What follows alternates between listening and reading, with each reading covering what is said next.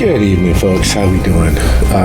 For the record, I am nobody, the storyteller, and I am currently enjoying the pleasure of storytelling a chronicle told in a multiplicity of parts. There's Chicago, Dalton, Gary, Milwaukee, all telling a portion of our shared vision of the world of darkness. There was a New Orleans chronicle began. It ended fairly quickly, and the episodes weren't recorded. But it's a world that a portion of the story being told that wasn't fully fleshed out. So I'm hoping that in the next few moments that we're able to tell a vampire story in New Orleans, in that shared experience of what that New Orleans was. It's a little different, it's a little askew, but if not, I still have the pleasure of experiencing and exploring the characters that these players bring to the table. Thank you.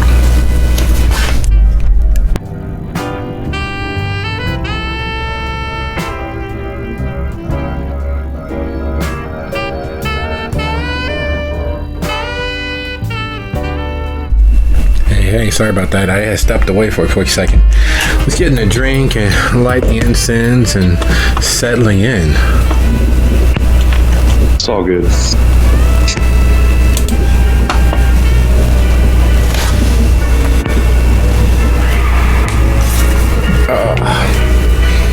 Surprisingly, a little tired today. Most of last night at Dave and Buster's, because the newly turned 15-year-old wanted Dave and Buster's. So that's what we did. That seems fair. Yeah, I should probably do something with my kid eventually. Well, there's always time until there isn't. Yeah. We used to go play D&D every week, but she doesn't like to play with old guys anymore, so. That's fair. To be fair, half the old guys are pretty shit role players anyway, so I instilled role playing into her instead of let's throw some dice. My character concept is I'm an elf with a bow. Which is weird because in real life and in our world, more people identify as their profession than of anything else, which is weird. I mean, I can see that, but some of these guys have gone on to be our Saturday night table group, but they're getting better. We keep trying to show them a way. I think partially by not playing Dungeons and Dragons. Yeah, some habits are.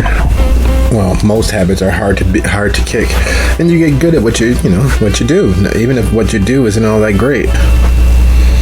For one of my best buds, had this character that was effectively a D&D wizard, but poured it into every game.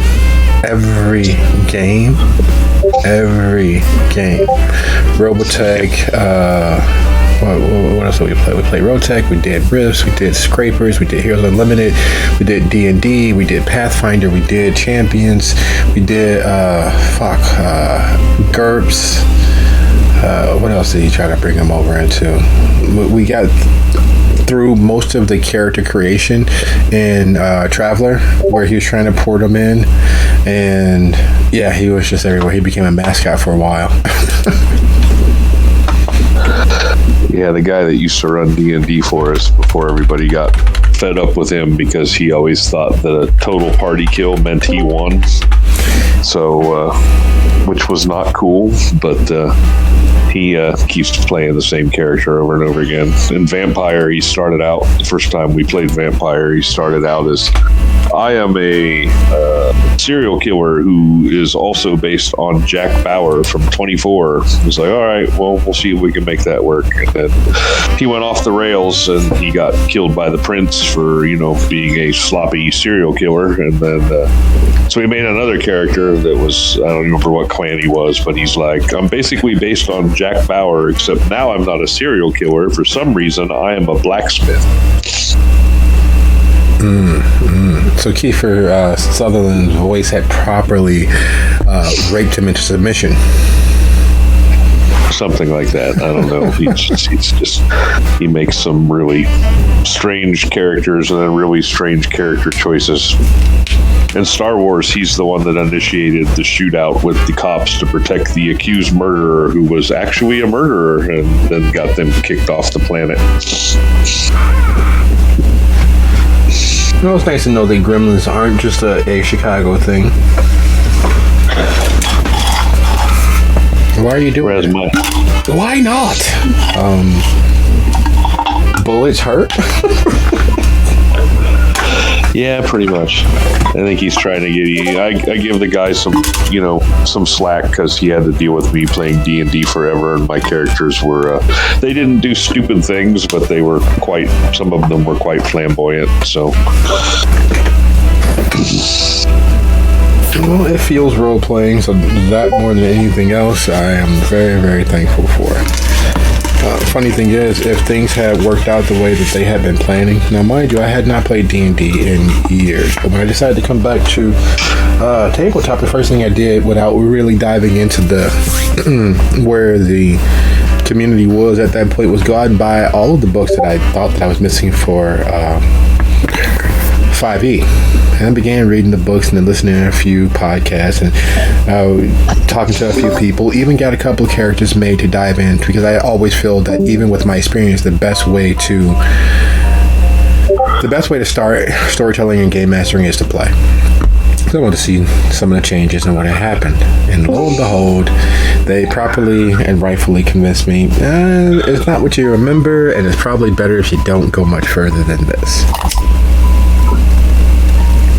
He had to deal with what was supposed to be a trio of characters that I created, and I played one, and the kid played one, and then Noble was supposed to come play one too, but she declined, and I played Cornelius Snogglewallop III, who was a gnome invoker, and then the kid played Sepatrixia Snickersnacks, who was a gnome barbarian.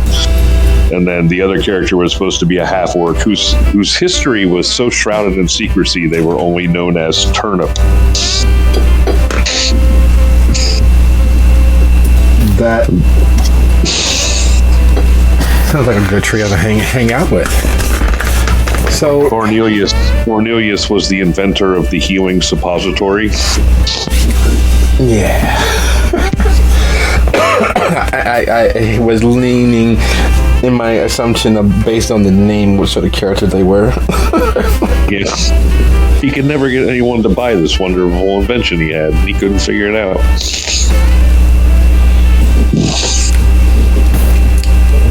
He also had... Hey, how's it going? I'm trying to get these headphones to actually connect, but I'm almost at the point of saying, oh well. I love wireless. I do. But for play, I found that sometimes you probably shouldn't cut the cord. I'm getting there. I honestly am getting there. To the point where I just don't care anymore. So, as we wait for others to work their way in, this was a bye week overall. I had built it in because yesterday is the kid's birthday, and then this weekend we're gonna be doing some things. And we did a impromptu party. Well, not an impromptu party, but we did a party last weekend for her. So yeah, we're I'm taking a day off, as it were, without taking a day off. Hence the reason why. Thank you all for being here. And the world is our oyster. This is an extra additive moment of play. And by the way, Hello, Amalia. How we doing? Overworked, underpaid, the same. I am sorry, adulthood is agreeing far too well with you. Right. I did it to myself. Doesn't mean I can't complain, though. Oh, no.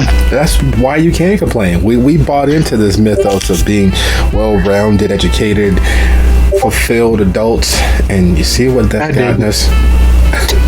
No, you were drafted. You don't get a say in that. You were drafted into adulthood. I tried to run from it as long as I could. It's your fault for having such short legs. Yeah, true. All I got to say is 142 hours on one check. Ouch. I don't envy you, and I don't miss those days. Don't think I ever got quite to 140 in the last, but we were breaking 100. We were easily breaking 100, and I don't want to go back. You'll never take me back. You'll never take me alive. Like I said, it's funny when your direct superior is cautioning you not to work so hard. It is a curious feeling. The CEO apparently before last weekend, where I worked another like 20 some hours over Saturday and Sunday, which are normally my off days, but apparently he even told my boss, "Hey, is there a way we can get him to not be here on Sunday? Is there somebody else who can come in and do it?" So nope, no one can do his job but him.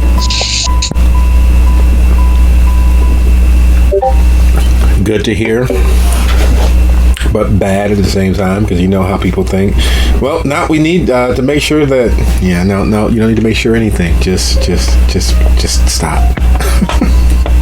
I mean, it kind of works out every year at review time. They throw a bunch of money at me in the hopes that I won't get fed up and quit, but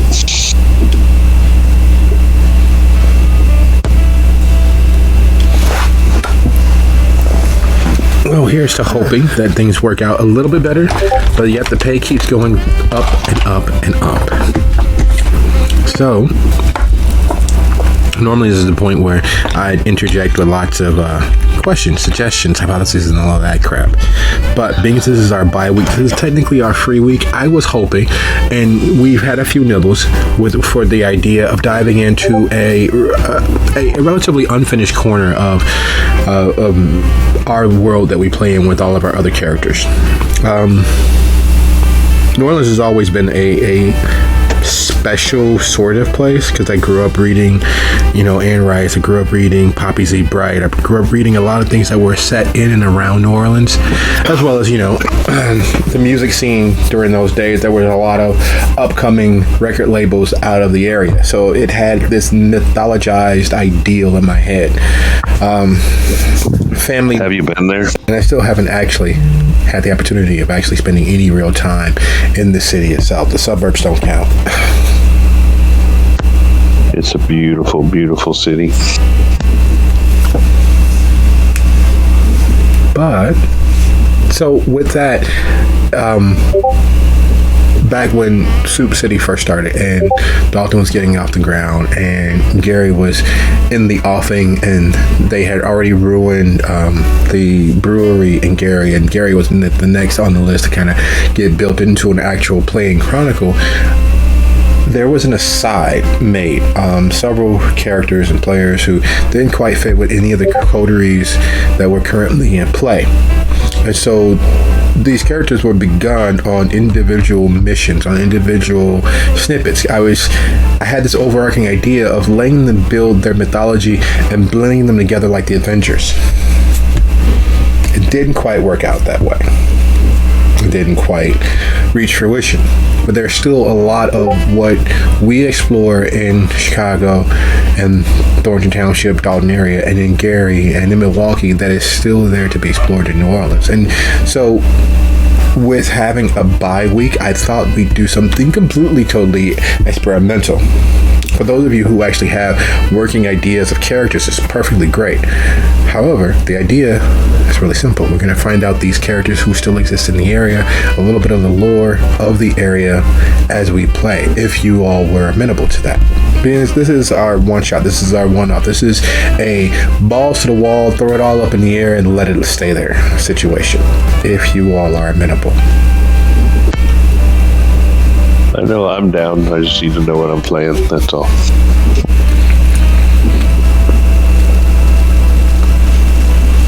Well, that's the beauty of the experiment. You'd start with a name. You start with a clan. And the rest you'd fill in through play. Because at the basis of all of our play, the base of all of my play as storyteller and lover of the system is a true intrinsic sense of trust in our experiences that we've shared, as well as your skill as players. And part of that trust is literally the world is your oyster. What you say in regards to this particular character or characters is what they will be. So once we're through the initial introductions of these characters and into play, we get a chance to kind of color outside the lines and make the lines as we go. Coolio. Not that I want to play Coolio, but still. Right. Well, he had a good life. He had a good opportunity. He had quite a few great moments, and you can't knock that. I don't know about going as quickly as he did, but you still can't knock it. It was a good time. Well, I'm ready whenever everyone else is. Oh, I'm just looking at the singular character sheet I have for this Malkavian, and it's like, oh yeah, she had all that in solo XP on her. Yeah, I kind of feel the exact same way, actually. Looking at this character who I don't think I've spent 1 point of XP, I just kind of say, I'll get around to it, and never get around to it. This young lady, she is precious. She ended up. Well, I started her with Oblivion because she's a gravedigger predator type, so it's kind of an interesting character, right? So you know what? I should probably skim over this character because I don't remember anything about this character itself for like one episode, and only just like the last 5 minutes of one actual story. Beyond that, I have no recollection of this character. I should probably look at that. Give me a sec.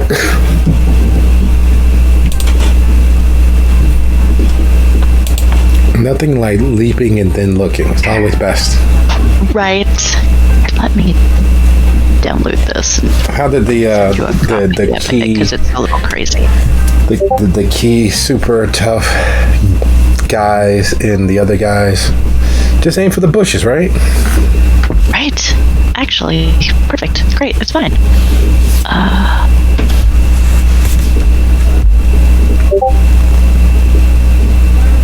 Where did it go? Is that it? Oh, that's it. Interesting is this character has skills to do stuff. Well, having skills and having a reason, those are always nice things.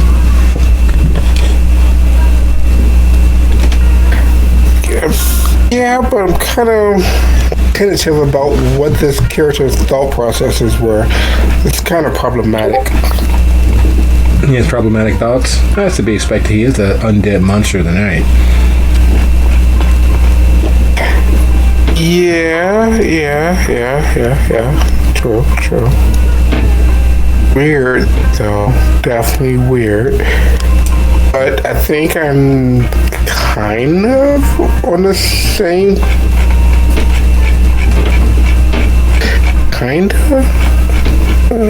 I think I kind of understand this character's logic now. Can't really say for sure though.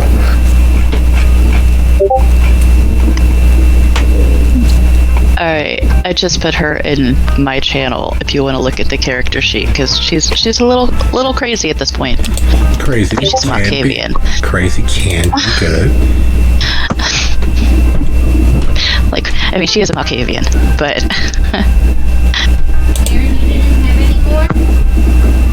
I am back. We're not worrying about sheets, though, right? Even though somebody has one. Several people have sheets, but that's perfectly fine. Either way works for me. I'm here. Well, let me see. I have many, many sheets. he does. True fact. Well, we don't need two Malkavians, that's for sure. I mean, are you sure? You can never have enough Malkavians, but at the same time, it does get a little crazy after a while. Holy I see what crap. you did there. Right, I told you. She's a little crazy.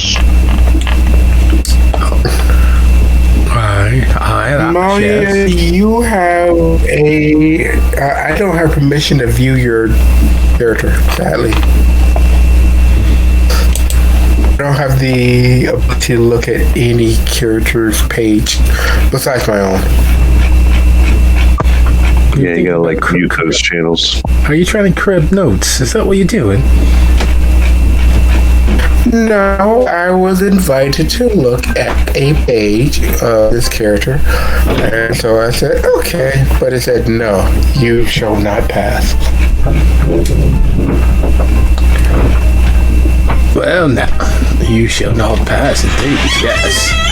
Oh, There's no passing. We do everything we can to not pass.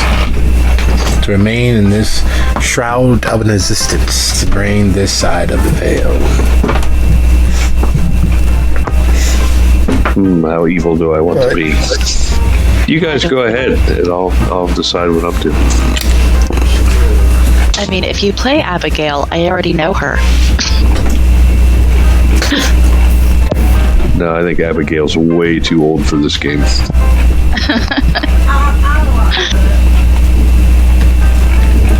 That might be. I mean, embraced right before the Salem witch hunts. Oh, yes, indeed. Definitely is an older sort. Right. I mean, the character sheet that I just posted is the one that I was playing in that game too, that we were in Scylla for.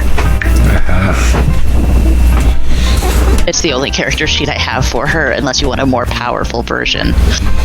No, age is nothing but a number after all, and a number is just a state of mind, and if you're in a state, most people don't mind, provided that your mind is not in their state. Yeah, I know, yeah. You know how things work out.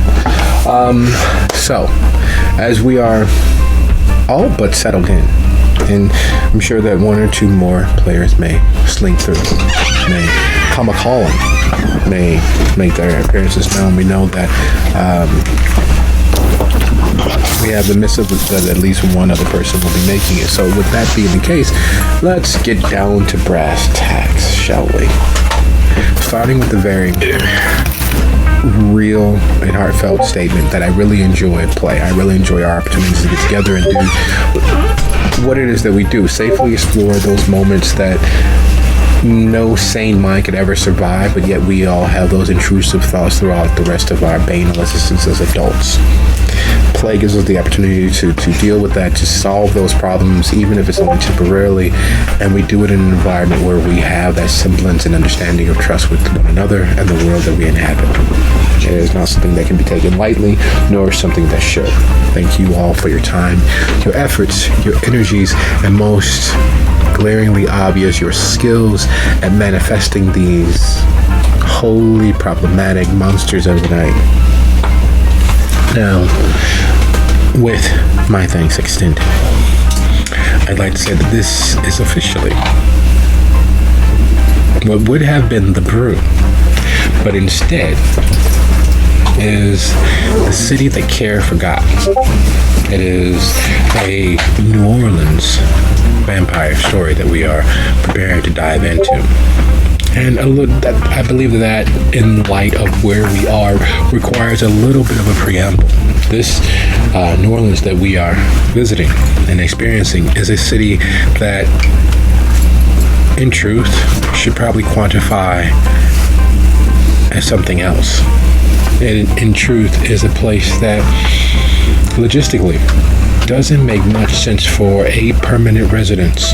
It is a city surrounded by water, but wholly of land. It is a city where the bugs, as well as the many myriad humans that exist, are and can be quite deadly.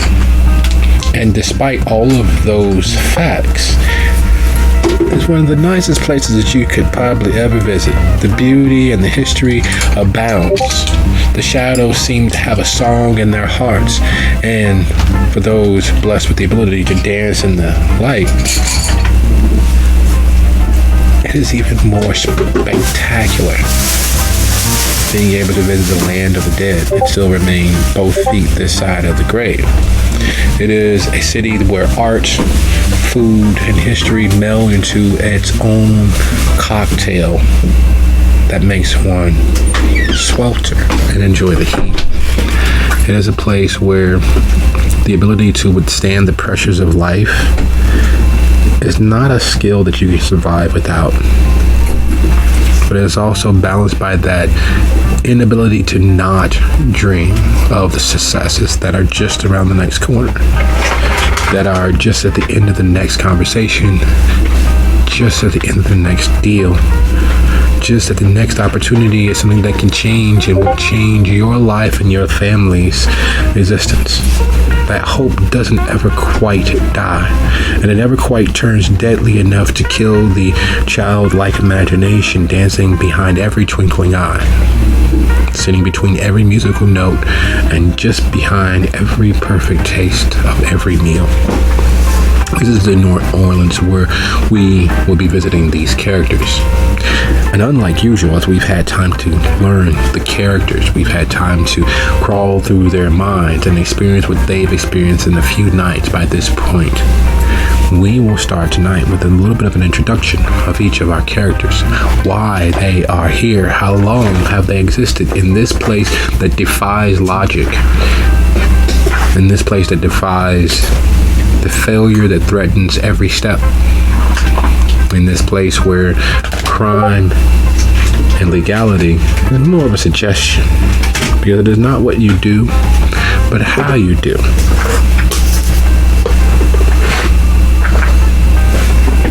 So of our stars, of our characters, of our players, who would like to dive in with where they are and who they are on this particular evening?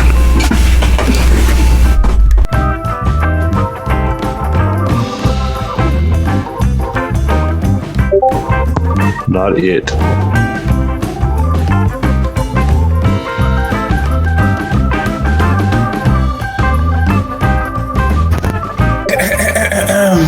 Not it.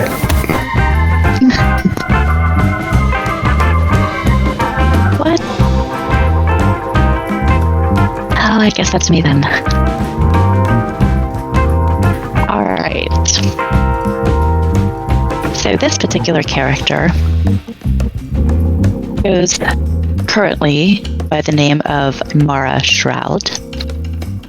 She seems to be a bit touched, talking to things that aren't there. Or are they there?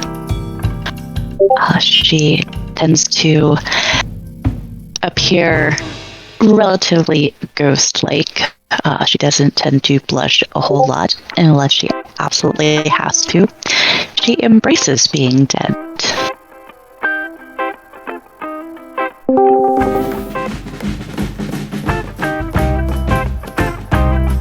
I got my weeks mixed up. Oh no, you're perfectly fine. This was a special case. Welcome to New Orleans. It's like an after-school special.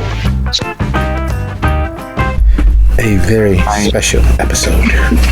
We've just met the lovely.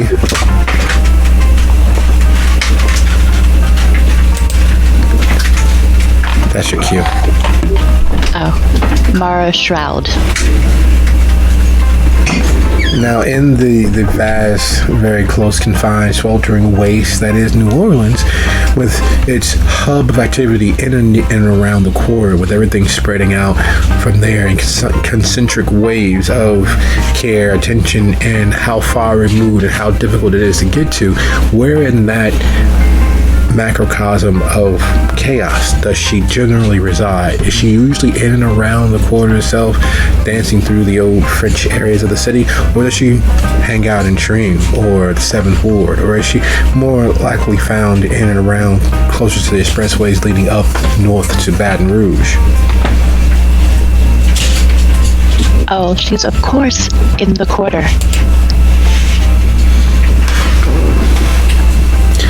Excellent. So, being as we've dived in roughly in the middle of our alphabetical list here, are we going up or down? Back to A or further into the alphabet? I'll go next. Alright. I was busy looking at something. That's what took me so long. This is Dominic Osei. He's pretty much running away from things that happened in Gary that was kind of unpleasant for everybody involved. Generally, you'll probably either see him in the 7th Ward or see him actually. It's going to be surprising. Working. He actually works as an IT guy. Runs remotely runs a hospital's IT department.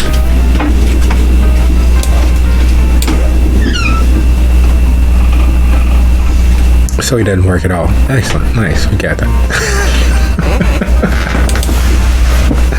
So we've got Dominic Only and when Mara. people, want him from stuff. So Dami and Mara. And next up.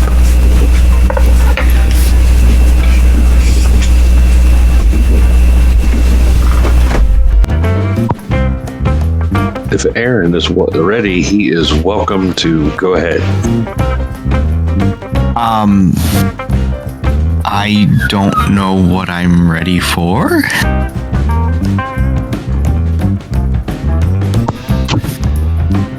We're doing a one-shot in New Orleans, and you can play roughly anything you want as long as it doesn't throw out the timeline of the overarching thing, I believe.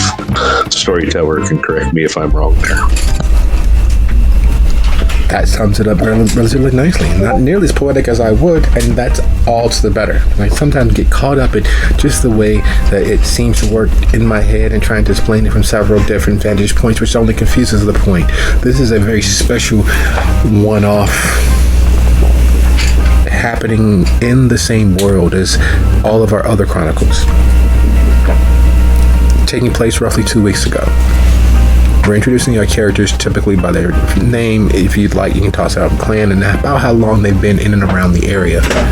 So, do you have a character that you would like to explore that would have existed in this time period, in this moment, or are we creating the character completely whole cloth? Either way works for us. So, I guess we'll be making it whole cloth. excellent. What's your name, sir? Madam. They, them, he, she, it.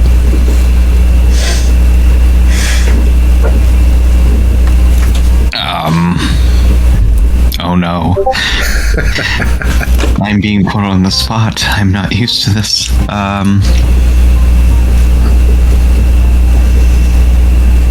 We'll just go with Eddie. Eddie's nice. We like Eddie.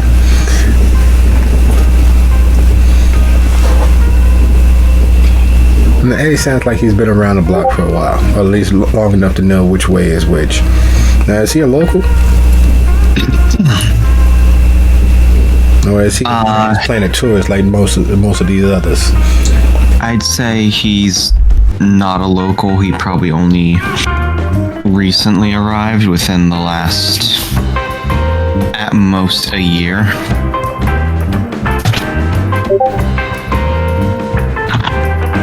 Okay. So a newer individual down these parts, a tourist like most of the others, coming home to the welcome and embrace that is the Crescent City. Is he tied closely to his bloodline, his clan, if you will?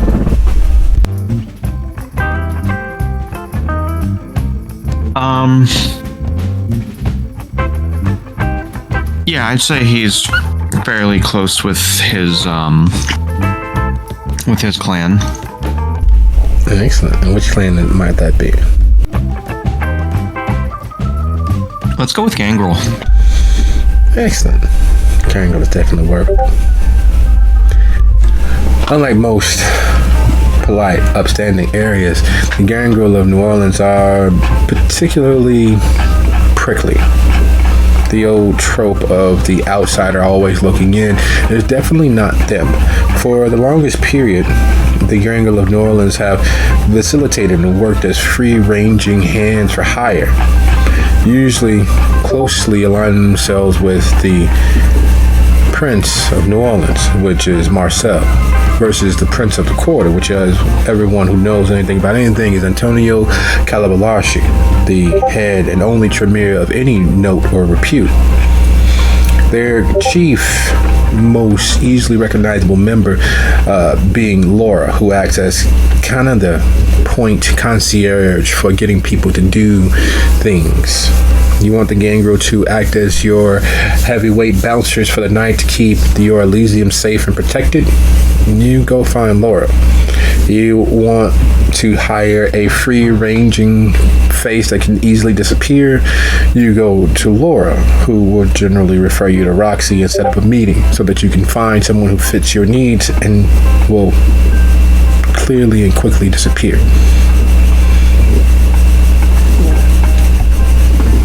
Is Eddie one of the good time boys who has made himself a ever-present local, or is he a free-ranging freebooter? I'd say he's more of a free ranger. He's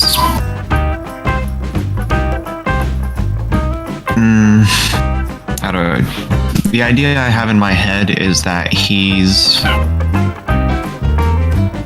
a bit closer to the kind of Gangrel that oh god, what's his name? Beckett is. He's more like interested in the history of Kindred, kind of learning about that, but he's always on the road, kind of like investigating, looking into these kinds of things, rather than being someone that necessarily like mingles with a single area of the city. Excellent. So that places him more firmly, easily connecting with Roxy, and more firmly the typical expected. It's not expected that the gang would do all that much. They get them a lot of time to do what they want, but that typically finds them in someone else's crosshairs. Luckily, NOLA isn't a place where being in anyone's crosshairs is any different than just another average, normal Tuesday night. There are places where you can make people disappear whole cloth, and the same holds true for Kindred. Most of those places, the gang will know intimately. So, speaking of knowing intimately, sliding on to our last and not least introduction. All right, I have picked something. I, tonight, going to play a character whose name is Carolyn Whitehurst, though she goes by the name Calamity. She is Mara's child.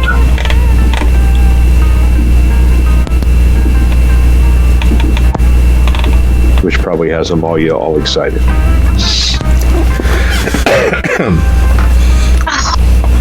I love Calamity. My precious little baby. So everyone's fairly a newer arrival to the area. Luckily, NOLA is a place where noblesse oblige. If you are noble, you will act noble. And even if you're not noble, you're going to learn today. You's all fair and good for being guests, house guests, city guests, and minding your P's and Q's, provided you don't step too far outside our lines. For those of you who have found a way to make yourself a little more local than not, finding a place to hang your hat, a place to, get your coffin squared away, get some IKEA shelves to hide it in the walls or in the living area, and make yourselves to home. The various vicissitudes of New Orleans have presented themselves and typically do present themselves relatively quickly. You can remain as a guest as long as you remain as a guest. And what that means is that time is relatively irrelevant, unless, of course, you actually sat down roots. Now, setting down roots is a matter of making yourselves less of a guest. It's an invisible line that you cross and know that you've crossed it only once you're on the other side. And many kindred who flow in and out of the area never quite cross that boundary. And then there are others who manage to cross that boundary in the blink of an eye. Before they know it, they are caught up in, entrapped in the local politics, which is a very Byzantine maze, to say the least. Unlike other cities, New Orleans has 2 active princes. There's Monsieur Guibault, who is the Prince of New Orleans, the parish, the city as a whole. Many people don't even realize that there is a prince of the city as a whole. His natural inclination is to stay as invisible as possible, because the only way for government to be effective is if it is invisible. And so he pushes and manages and does everything he can to be as hands-off as possible, especially and until you come into affecting the tourist trade, which is another matter entirely of itself. It's the reason why New Orleans has 2 princes, a prince of the quarter, which is Antonio Calabalarci. He is the most learned and youngest Tremere to hold such a position in the entirety of the continental United States. He was a veritable prodigy. His exploits are relatively legendary, though no one can actually put a finger on exactly what it was he accomplished. It's one of those situations where the idea that he was able to do things large enough, fast enough, and quick enough to climb the pyramid and gain his freedom at such a young age is merit alone. The fact that he became prince on top of that, even as the city has a prince, is another matter entirely. One of the reasons why New Orleans needs 2 princes is because the tourist trade is the lifeblood of the city. There aren't enough locals to sustain a population as large as they actually have. Yet, the quarter, the tourist attractions, for the most part, are in the quarter. Those that lie outside of that still fall under the purview of the prince of the quarter, and it is a full-time job managing the inflow of kindred flowing in and out of the area. It is still a very real major hub of cartage and delivery and ships and all sorts of moving parts, which requires the bulk of Marcel's attentions, leaving the need for someone else equally as titled and dedicated to help protect those things that keep the kindred from falling into complete and total chaos, only incidental. 2 years ago, Calabalarci all but disappeared.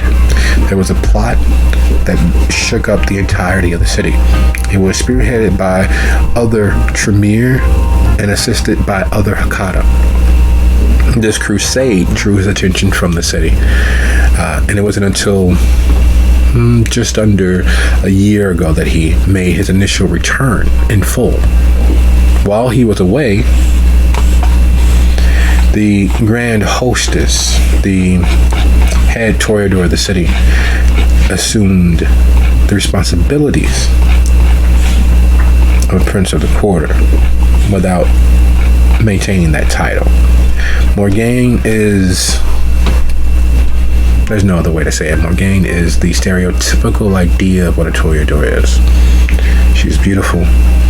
She's seemingly all-knowing.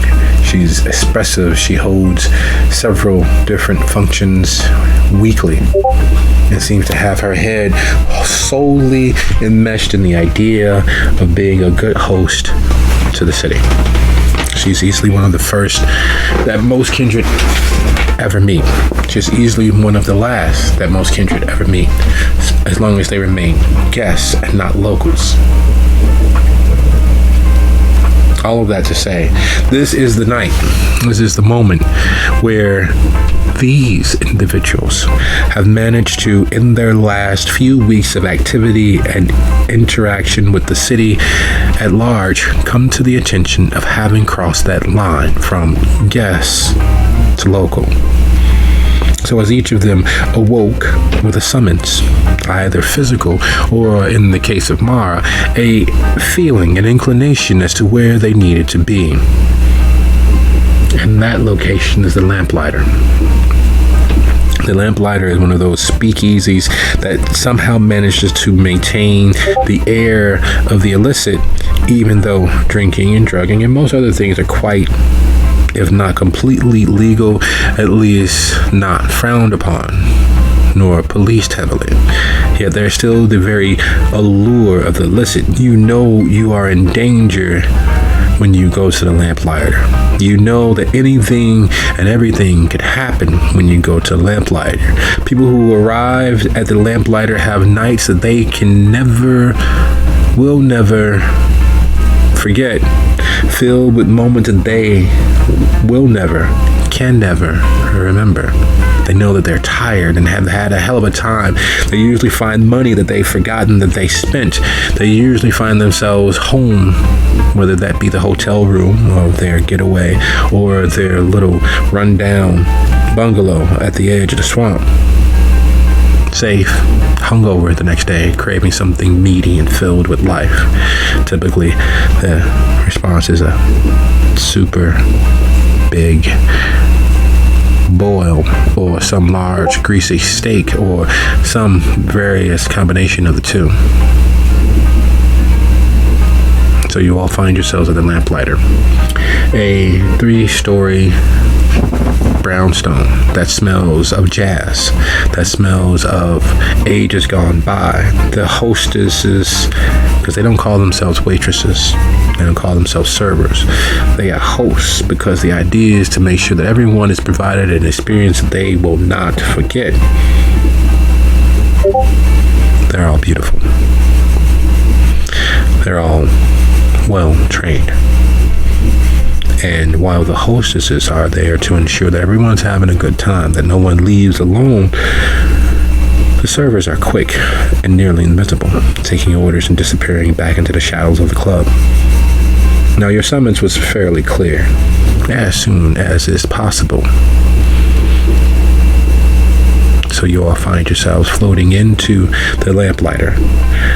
How are you all entering with that summons being there in the air, with those feelings being there, with you having, in some cases, an actual piece of parchment with your name and the invitation as you are needed, your presence is requested, and in others, a heavy mental chain yoking you to this place.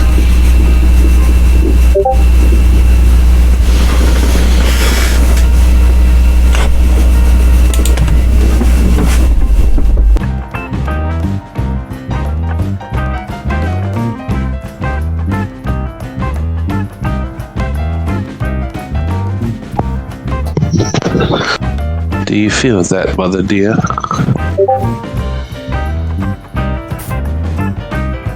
Suppose we should go. Probably going to be bloody boring. Or interesting. Or boring. I could make it interesting. I'm sure you could, but I'm sure that our hosts would like to keep that to a minimum. We'll see how it goes then. Shh.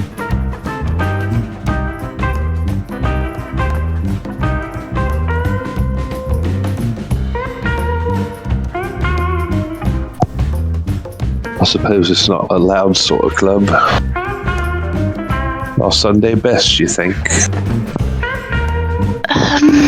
Maybe your Thursday. I mean, I wear the same thing every day. I was being facetious. Black it is, then.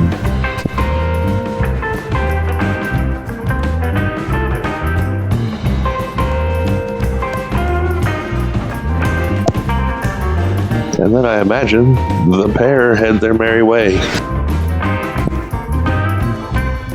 Indeed.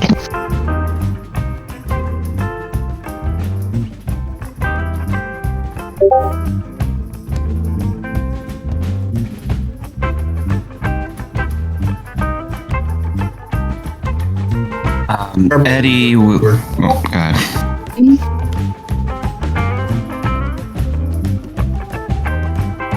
I just got off. I pretty much just get off work. Sign off.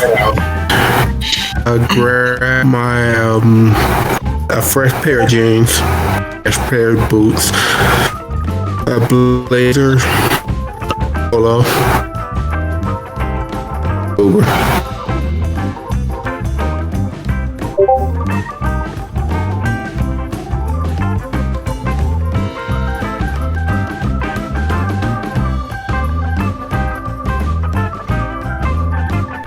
And Eddie. Eddie is arriving dressed in... One second. Dressed in an aviator jacket and jeans. Not exactly the most prim and proper appearance, but he's doing his best. All that matters in the end, and then he's a little surprised to see that he's the only one of his group here, and is a bit apprehensive at entering the party, but swallows his pride and enters against his better judgment. there is a feel to the place. It's one typically on the tip of your tongue, even though the words never quite flow. The moment that you enter onto the block where the lamplighter actually is, there is a song threatening.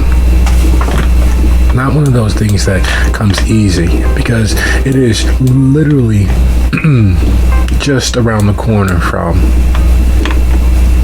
Jackson Square. And just around the corner here means anywhere within easy walking distance. And there's not much that is never or not an easy walking distance, especially as its location on St.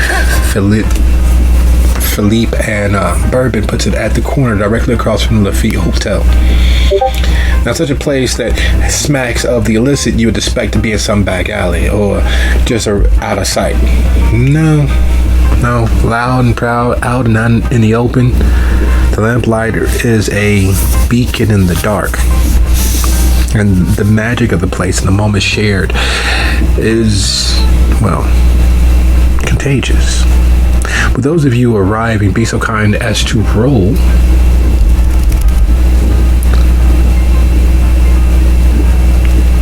your resolve plus subterfuge. Or, if you have unswayable mind, you can add that as well. There is a magic in the air that threatens even the coldest, blackest of hearts. It's as if there is some invisible siren sitting in the hearth and center of the place, beckoning you forward, telling you that tonight will be better than last night. And tonight, everything will work out. Everything will be fine. Here you are welcome. Here you are friends. Here you are family. Here.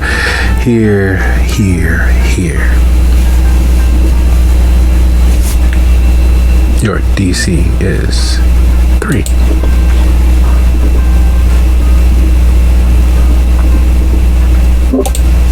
So, are we using using our regular character sheets for this, or are we coming up with these scores on the fly?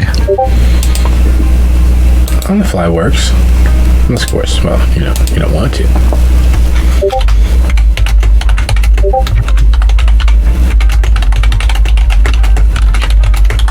What's the devil team, by the way?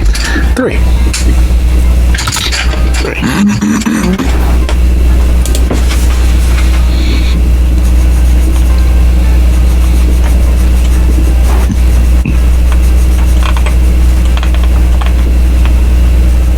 You said resolve, and what was the other one? Subterfuge.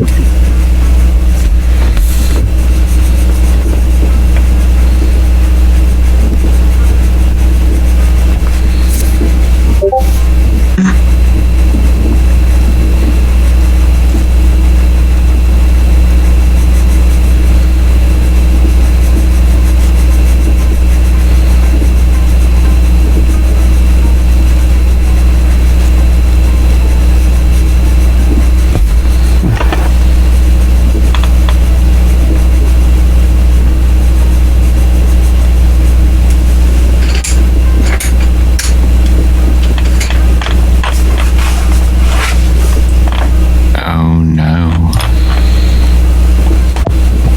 Damn that thirst. Yes. Right when you least suspect it. Alright, let's try this then.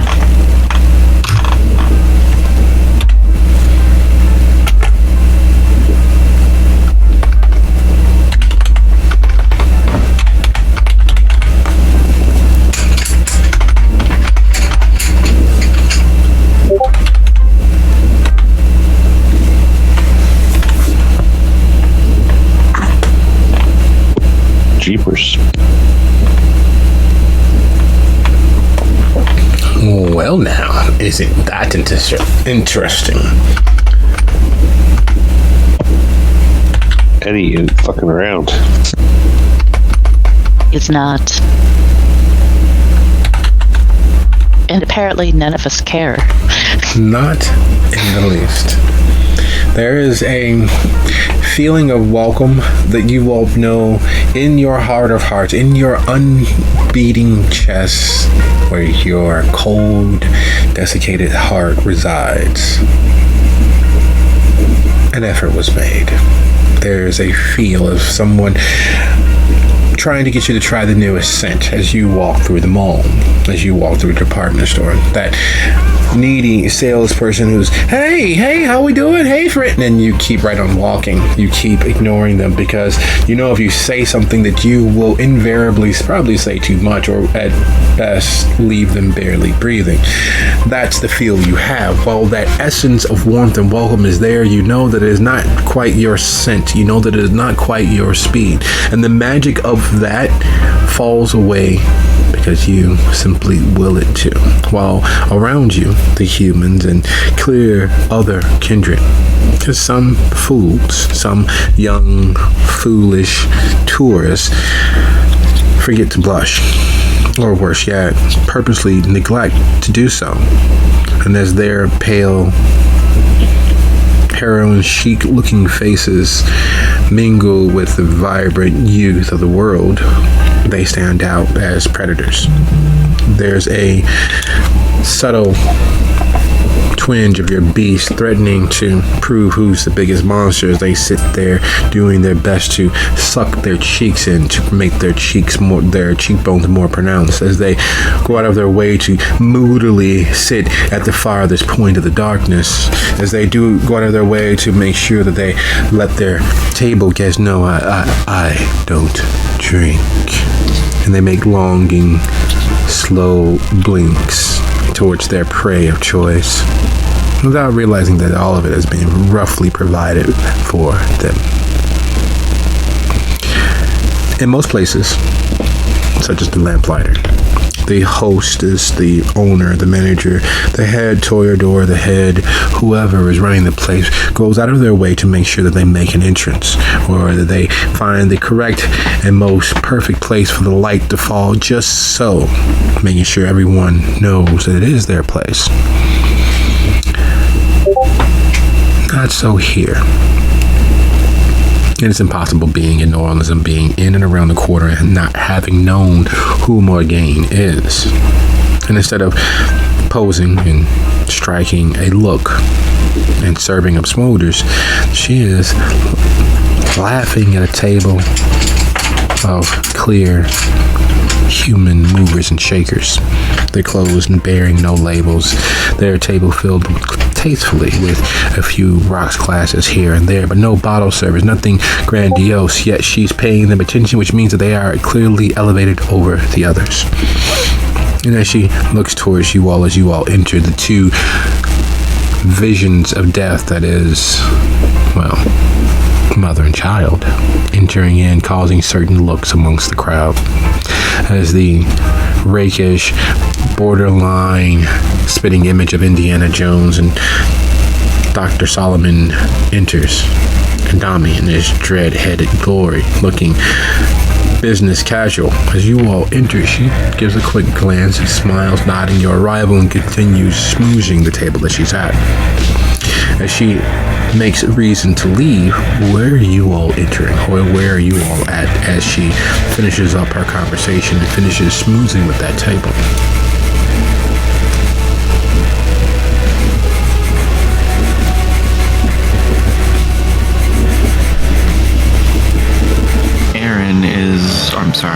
Eddie is desperately looking for someone he recognizes.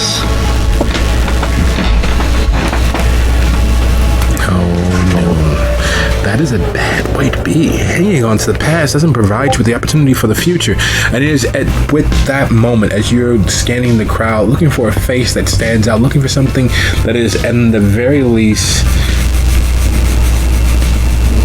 a close proximity of the normal for you. You find that you are cut adrift. You are floating in a sea of the irregular. You are in the room full of people and beings that should not be associating together, but manage to do so relatively tamely.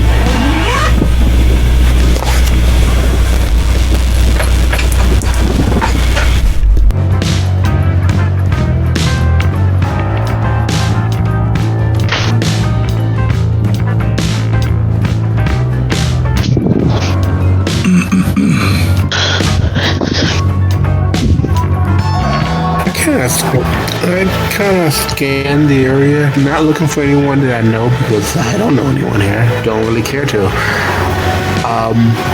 Looking at the dancers on the second level, seeing if any of the dancers catches my fancy. I know that they're all tourists, so but why not?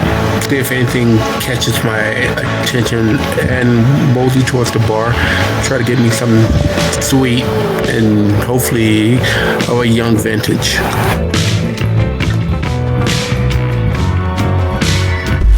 Old habits die hard. His service in the military clearly showing. Dami makes his way to the bar, doing his best to surf glances of the dancers who make themselves quite a nice bit of chump change, fleecing the chumps and the suckers by titillating and presenting the fantasy. In the military, it was eat when you can, sleep when you can, because you never know when the opportunity for doing so would suddenly disappear. There's a rawness to him moving to the bar. He is clearly, much like the gentleman in the bomber jacket, standing not quite at the end of the bar, but not quite in the pathway, fish out of water. Everyone else is wearing labels outside of the two, well, gas that have entered. Their black on pale ensembles, making them somewhat out of place, but no one seems to be paying all that very much attention because you're here to be seen, not to see.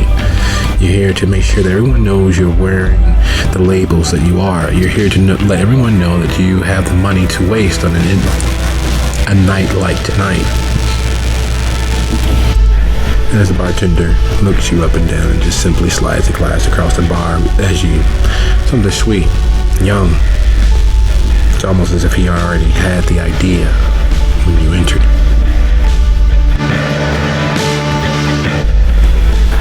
Much appreciated.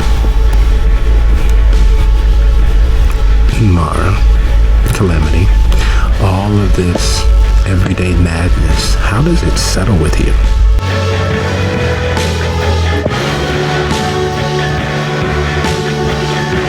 Calamity feels right at home. With the madness, not so much as the welcoming, inviting part of it.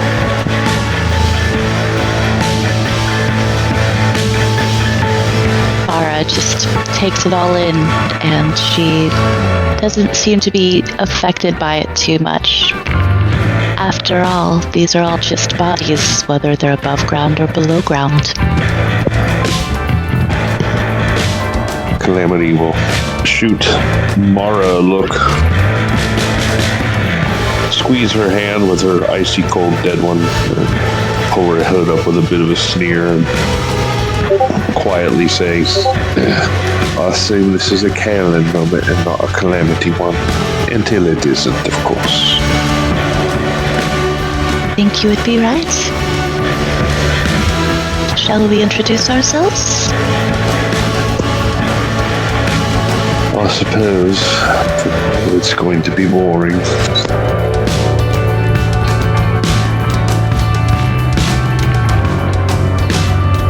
Mara will shoot her a grin and wink and lead her further in.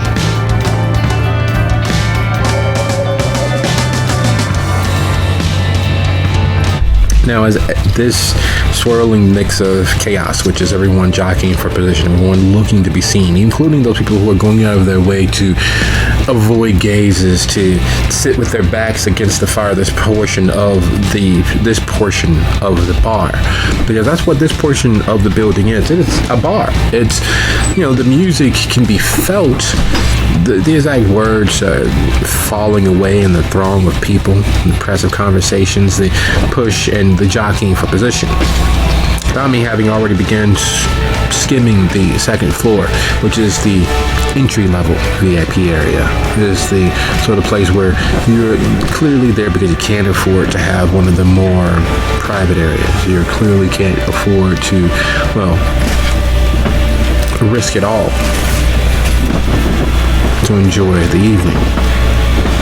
And yet, Morgan is actually in this area for the evening. And she makes her way over to the bar, resting her hand on Dami's forearm. Well, hey there, child. Why don't you go ahead and grab your friends and follow me onto the back? I'll send Julia to get y'all.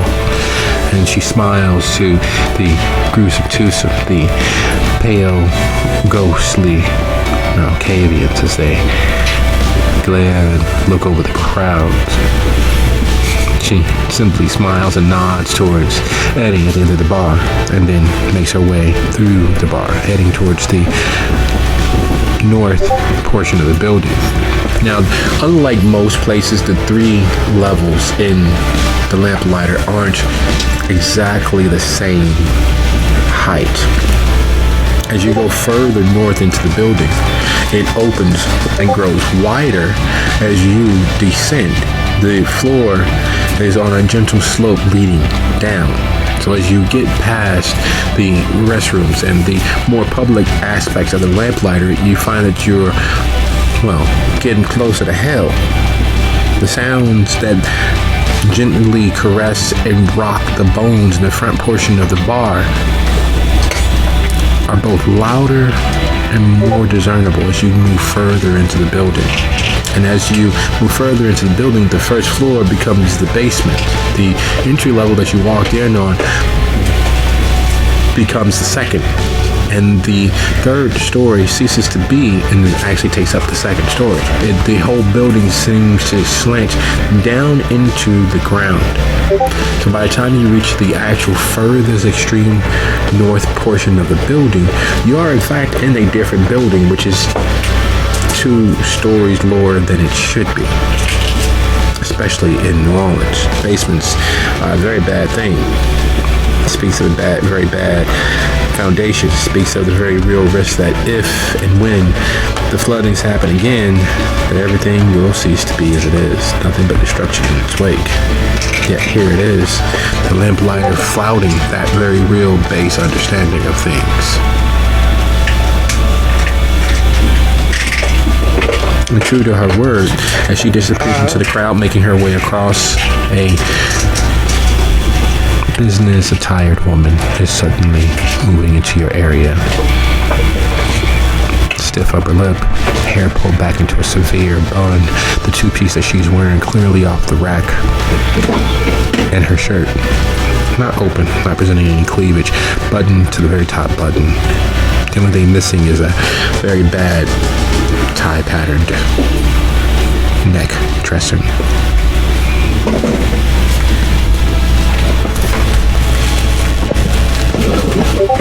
Shoot Eddie a look, and then I look at the two Malkavians and start moving towards where we were directed to go.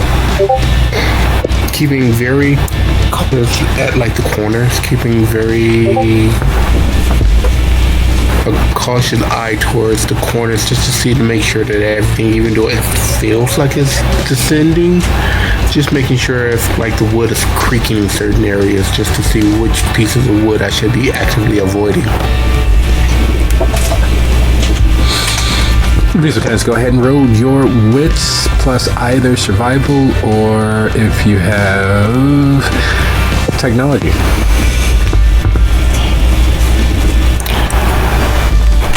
Alright. 7.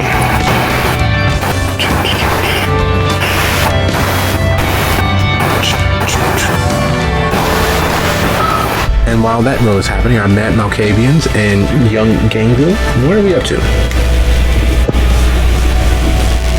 Well, there are people who dress spooky and people who are spooky, and Calamity is both. So, as she reaches into her jacket for something sharp and pointy, I assume Mara is going to stop her. Yes, a gentle hand will be placed on her arm. Not now, my dear. Later. Not a trap, then.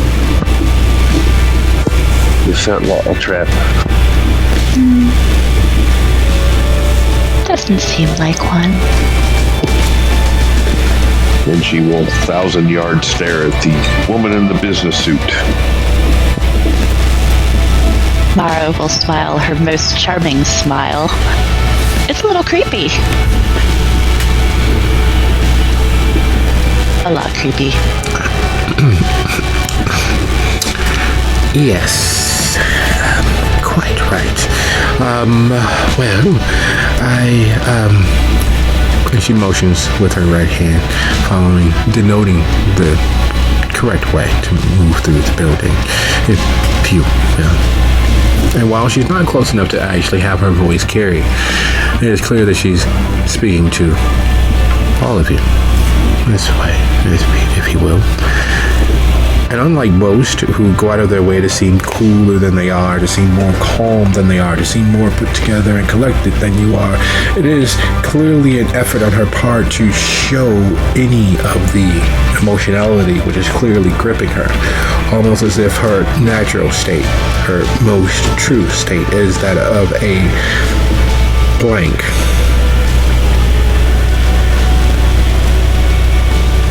Oh, I like this one. Calamity will read that as a cue that she will walk a little too closely behind.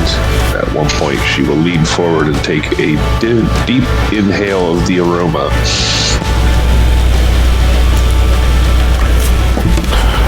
How many spirits are in this area?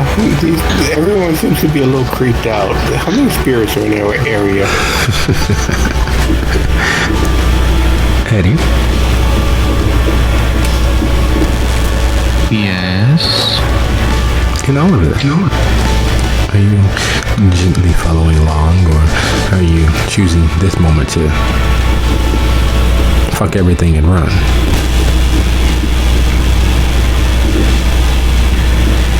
No, he's following along. He's gradually getting used to things, but it's a slow process for him. Excellent. So the things that those who are being wary and checking for traps and reading in between, the scent in the air as you get closer to Julia is ink, not the cheap modern gel stuff that they use that says it won't bleed. No, not the modern new technological advancements in inking technology. Actual, real, 100% pure India ink, lightly perfumed because it's clearly older than it should be. It is the sort of thing you haven't actually beheld in quite some time. There's a specific scent letting you know that it is, well, real. Not this new facsimile of ink, not this gel or water-based stuff. No, this is that good, that stains the fingers, that changes the color of you for predominantly the rest of your life. The sort of things that stain the palm, stain the clothes, and is part of you, becomes your new normal. When you touch things, it leaves its smudge behind, and yet still there's always enough there to let someone know that you have been working with it. There's none of the new sprayed on powdered and chemical scents about Julia. No, if you are being honest, if you have to really try to discern anything outside of the ink, there's the hint of sweat. Real warm sweat. The sort of thing that comes from brows furrowed, concentration on a task or physical exertions. There's also the mild hint beneath all of that of cinnamon, perhaps a little clove. And as far as the building itself, it is a technological marvel. There's no way that this building should have been possible. It is built on this slant so that everything as you move through the space remains level and square. Almost too perfectly so. One of those things like seeing a hand-drawn circle that is 100% neat. There's no scribbles, there's no swaying, there's no variance. It is a perfect circle. It's a thing that is impressive and scary to watch happen. Because as you look at your own hand, there's a slight waver, there's a slight motion, there's a noticeable, normally, tremor as the blood flows from one end of your body to the next. So seeing someone who can do a perfect circle and their hands steady as a rock, something that you can actually build upon, is a little disconcerting. And that's what this building presents itself as, a little disconcerting. Part of the magic of the place, making everyone feel welcome and want to be seen here, is ignored, or purposefully or incidentally, by most of the partiers. Yet the building is built in such a way that at no point are you ever at a risk from truly teetering over, which you should, because it's built on a ramp at a slant.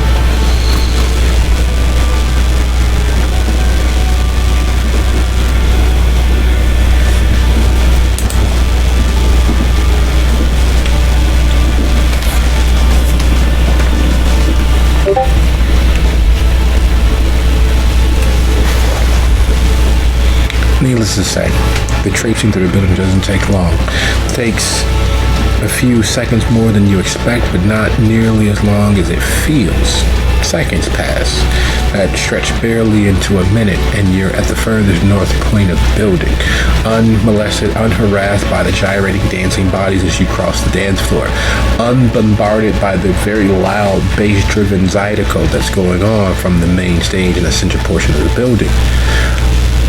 And even though the zydeco music is completely different than what's blasting through the speakers in the other portions of the building, they somehow meld together to be part of the melange of the whole, adding to each other instead of distracting or fighting discordantly. And you find yourselves at the furthest north portion of the building, which is the true VIP. As you remain on this same level, you realize that now where you are is technically the third floor, the extreme VIP. You've walked around the edges of the center space as it's opened up in front of you without ever really meaning to. Just the natural flow of your progression means that you are, when you reach this north portion on the third floor, your vantage point high enough without ever having ascended, that it feels as if you are in heaven or Mount Olympus, looking down at all the sinners and souls that you have to have your way with. your garden, dancing and vibrant below you. Julia stops at the entranceway to this heaven, just motioning ahead so you all can cross the distance to Morgaine, who's standing at a table waiting for you all to arrive. There's a magnum bottle of some sort in her hand, and the table is being festooned with glasses for each of you.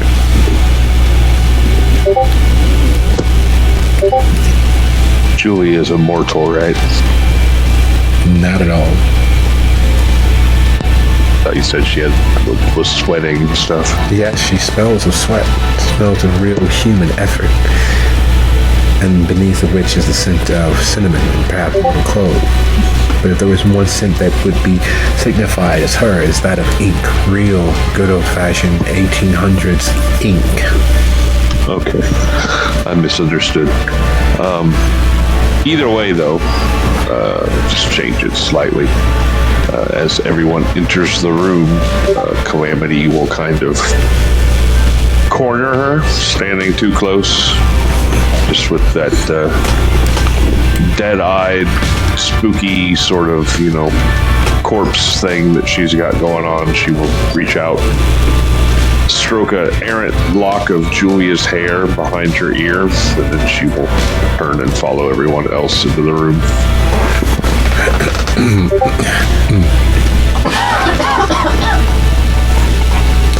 The effort to express oneself is often one that is ignored. It takes a lot of internal courage and fortitude to be willing to be vulnerable enough for emotions.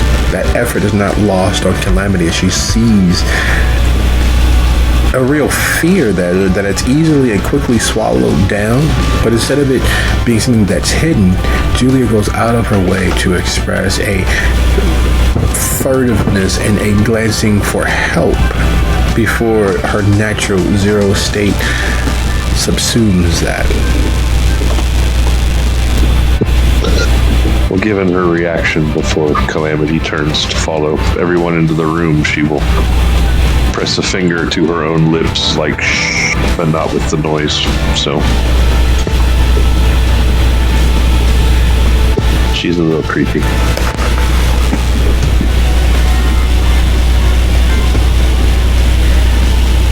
Mara will just watch her with that indulgent motherly grin and hold her hand out for her.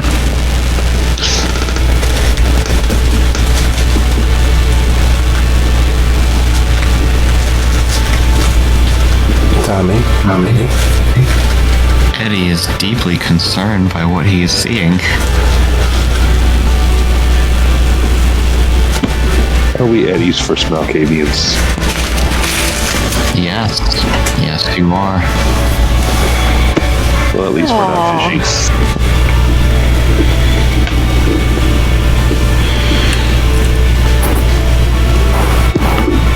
Fishing into Dami's pocket, he pulls out a stogie. One of those really thick Cubans.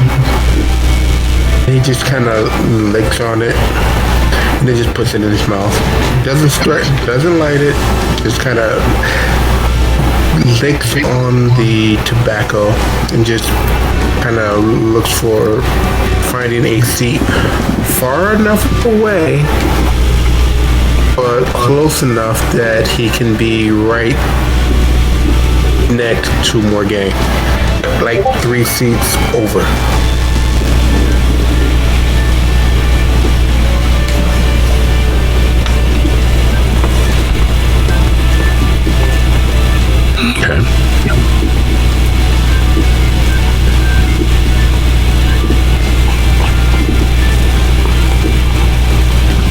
So as you all enter, Tommy taking a seat, is anyone else?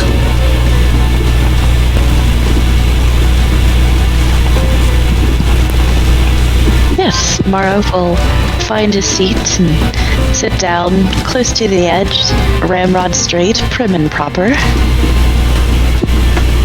What is the furniture situation? Large, soft back booths and wide chair seating. It's the sort of place where it would be easier to lounge than to sit. The sort of place where it is clear that just being there is a status symbol. As even though from the flashing lights of the dance floor is hard, almost impossible to see, you do catch from where you all enter and looking over the railing down below you, a few of the faces looking or trying to gauge what's up there behind the lights. They know that there's more up there besides the second floor, but not able to see it. It's literally the unattainable idea of reaching those heights. And while the space is normally clearly filled with more than just you all, it has been cleared out for the moment. There are none of the usual would-be social climbers or powerful individuals who are renting booths and taking up space and celebrating with bottle service and all of that. But it's clearly enough space to do so, to look over the railing, to look down on those lessers below you. But for now, it's only you all. And Morgaine and the last few fleeting invisible staff members preparing the tables around. And as Dami takes a seat away from the censor booth where Morgaine is standing, a place setting has been moved. An actual glass set there. One for white wine, one for red, both of them filled with different vintages. As the staff invisibly moves back away from the table, resetting the others, and as Mara takes a seat, another situation is set for her. A table is slid over, a small table that she can just place her drink upon. Again, 2 glasses, one white wine glass and one red wine glass, both filled with different vintages, set near enough at hand to reach and easily sample if she would like.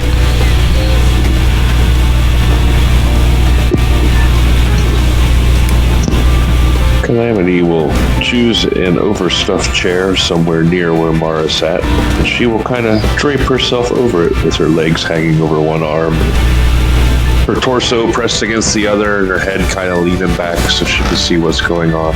She will produce from her sleeve a small silver scalpel, kind of watch the reflection she makes on the ceiling. As she produces the scalpel, there's a small pause, and the officious, clearly skilled staff members pause, and they still set up a small table easily reachable by her. Again, 2 glasses, one white, one red, filled with different vintages set within reach. And then, as they quickly move back and away, a wet stone is set there as well with a small decanter of water to ensure that it maintains proper form if there needs to be sharpening.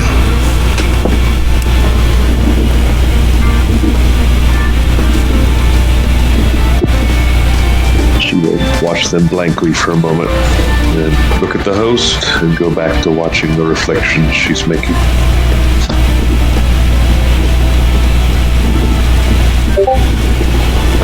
And leaves the younger, more wary Gangrel. Eddie.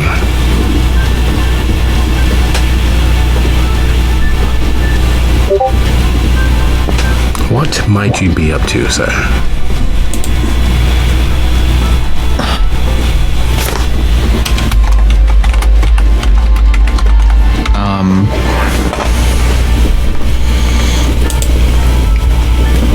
He's gonna head over to one of the others and just whisper, "So, were you guys mysteriously invited here as well?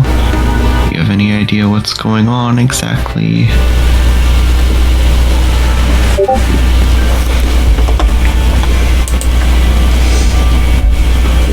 Mara will glance up at him and let her eyes kind of drift almost dreamily. It's like, no, just a feeling that this is where I should be.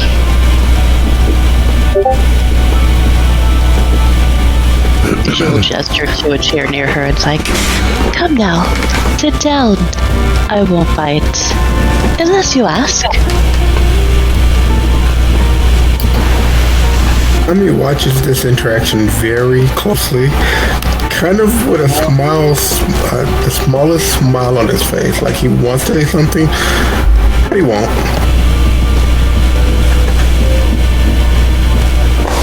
Eddie will awkwardly accept the seat offered.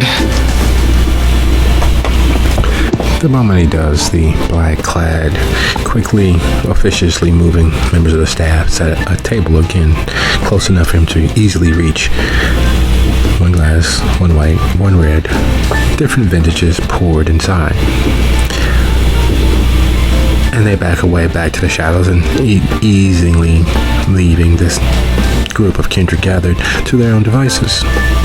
The moment that they do, Morgane sets the magnum that she's holding down on the table nearest her. Well, first off, allow me to thank you all for your prompt and early arrival. Most situations such as this, folks tend to dawdle. I thank you for not doing so. And for those of you who may not know specifically, I am Morgane, and each of you are whom you are and what you are.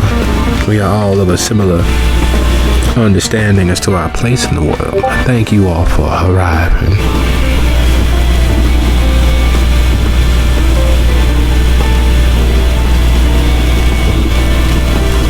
She turns and opens the magnum, normally requiring a corkscrew or some other tool. She just pulls the top off and pours herself a nice 2-finger belt of what's inside. It's deep and red as the darkest vintage you all have in the red wine goblet nearest you all. Quaffing it down in one belt, she swirls the glass in her fingers, the last few droplets dancing there at the bottom of the goblet, and then she chucks that before pouring 2 more fingers. Now that I have been properly fortified, I do again would like to thank you all. I believe I've said as such.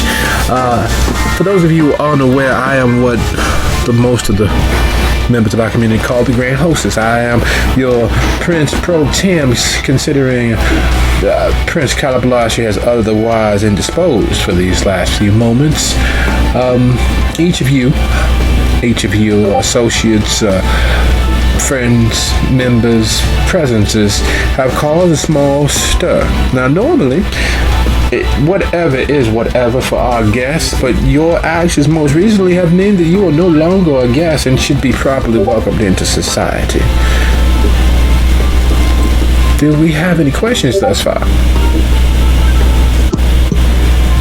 I have so many questions, but for another time, perhaps. Yes, I suppose there is always questions. And knowing which ones to ask is always the best step. But in lieu of having a best or better step in this particular situation, because normally in such situations as this, there are some punitive actions, and that's all beneath each and every last one of us. Now, isn't it not? Are we in trouble? I suppose by most understandings and definitions of that, you would very well might be. However, I'd like to do things differently. We, after all, are different than we once were. Why, just the other day, I had the pleasure of doing something I have not done in quite some time. Do you all understand that there are bikinis that you actually enter the water in, and then those that you do not? It is not just swim attire any longer. It is a fashion statement. And for the first time, I have had the opportunity of actually shopping and being properly fit. Did you know that most of those who engage in bothering to wear a top are wearing a top of the wrong size? There's a new way of making sure that we have bodices that properly adorn our figure. And I did not realize that things have changed so very much in the last few years. And bikinis are not just for the water. They're not just for the beach. They're not just for the pool. They are a way of life. There's entire sites that, well, forgive me. Times move by so quickly these days. Things are constantly changing. And speaking of constantly changing, your status here in our city has changed. There was a idea of having a PowerPoint so that it makes things a little easier for us, for you, for us, for everyone. But as I just have not had time to properly learn PowerPoint, especially when, do you realize that you can open several different windows at the same time, and they snap into place along the computer screen so that you can multitask and do 4 to 6 different things at once. I was not aware that we have traversed so very far. Things are so different than they once were.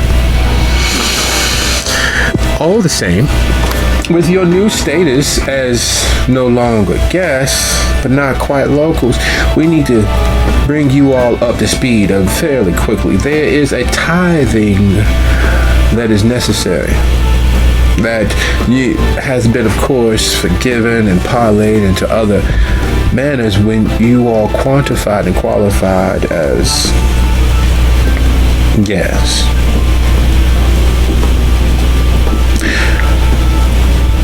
It is now due as the payments have been rolled over and been allowed to lay in the books, something that may have been written off if you are all to move along.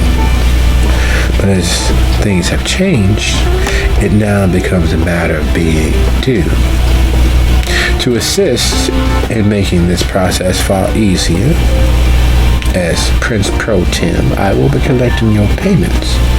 And I know we all never like to part with our hard-earned lucre, our savings, our finances, our resources. Because of that, and because we do like to make things as easy as possible, not just humanly so, but truly so. Prince Marcel has had the recent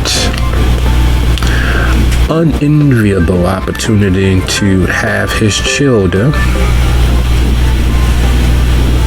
behave so poorly that he has all but disowned them. Now, as any parent worth their salt, as any sire worth their salt, he does not wish to actually show any favoritism, but he also does not wish to have his efforts wasted on these particular children. As new members of our city with bills yet outstanding, it has been deemed that it might be better for you all as members and operators within and around our quarter to retrieve these children from where they lay their heads, to remove them from the pit of snakes and vipers upon which they are associated, to bring them here for a conversation. Unless, of course, they decide to do something as reckless and wild as put yourselves in harm's way, at which point, whatever befalls them, so long as you all are able to survive with at least one witness to verify your tale of them being so reckless.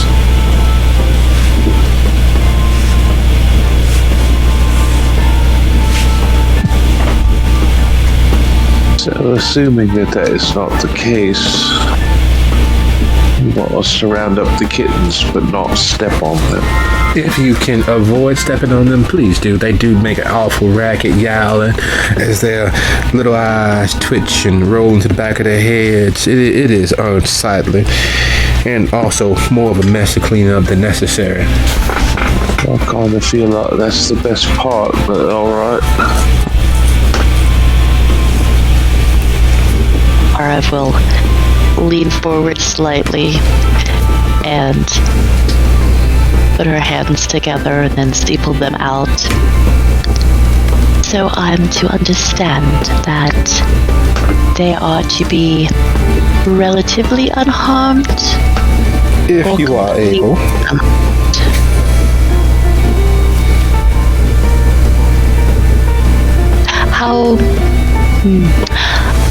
How damaged are they allowed to be?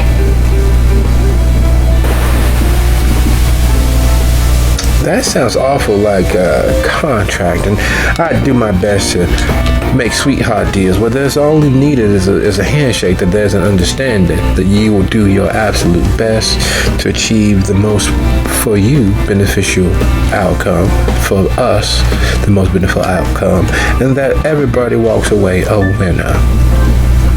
Now, if that's not something within your wheelhouse and you are not able to do so, then I understand. Things are often a little bit more than what they seem, and there's sometimes unforeseen circumstances that causes, well, strange things to happen.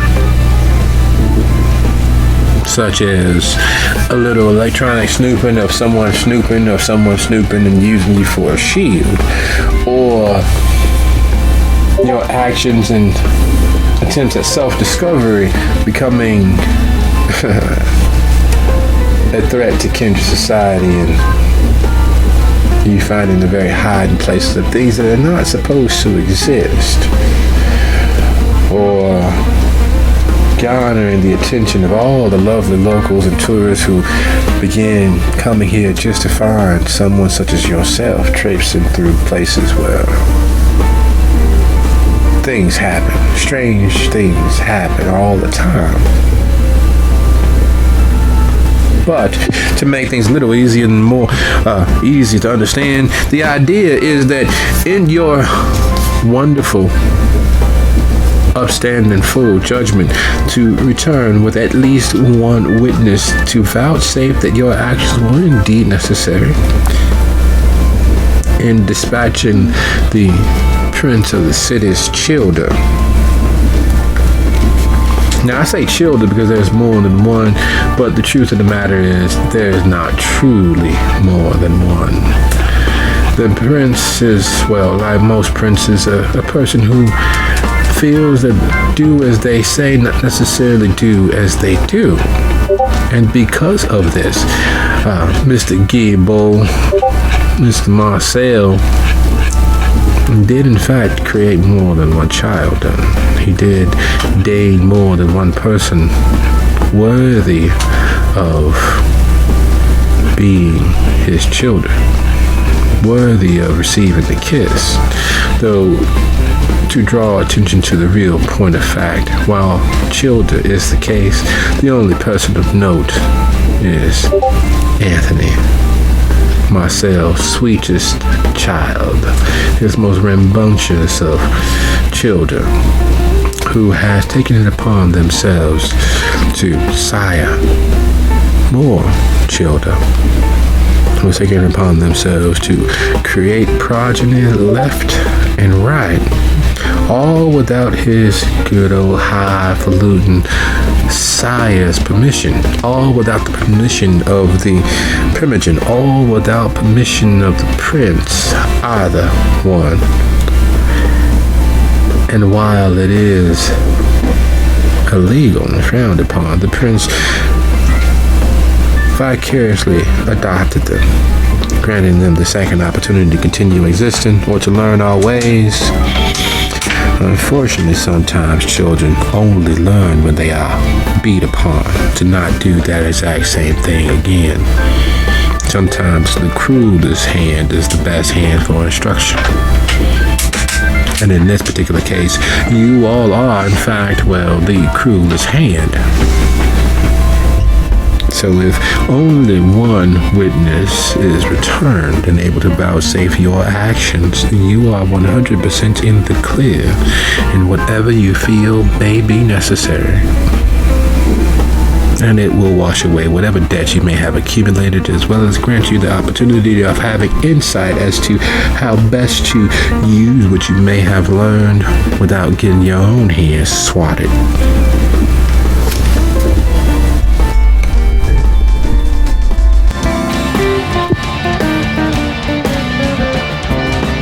Calamity will shoot a tiny little grin at Mara as the discussion of cruelest hands is given. And she will look back to our host and say, "So slightly wounded is all right. The cruelest hand-in-law." Why, yes, you understand that sometimes by spoiling the rod, you spoil all the fruit that the child might ever become. And the rod has been spared significantly in this regards. I'd offer my own, but they no longer make rods of the yew tree. Why have a rod at all then? That was a very real conversation just the other night. I'm not sure if you all understand, but I am in a bit of a grieving period, having to do both the jobs of the Prince of the Quarter and my own humble position as hostess has stretched me far thin. The laws of my manservant. The loss of my body, man, has created a vacuum that I'm looking to fill. And so the definition of the uses of the meaning behind using the rod to instruct the child, because they are, after all, sheep. Though I like the idea of pigeons. You know how you teach a pigeon to fly? When you're raising a coop of pigeons, is to fling it into the air and catch it the first couple of times until it gets the idea to open up its wings and fly away.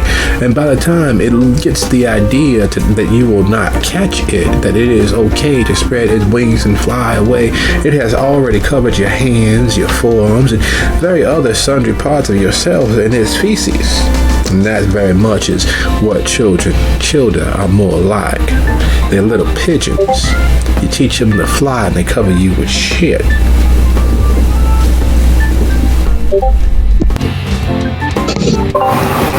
So, just to make sure that I'm following here, Dami takes out some his actual phone and starts typing in notes.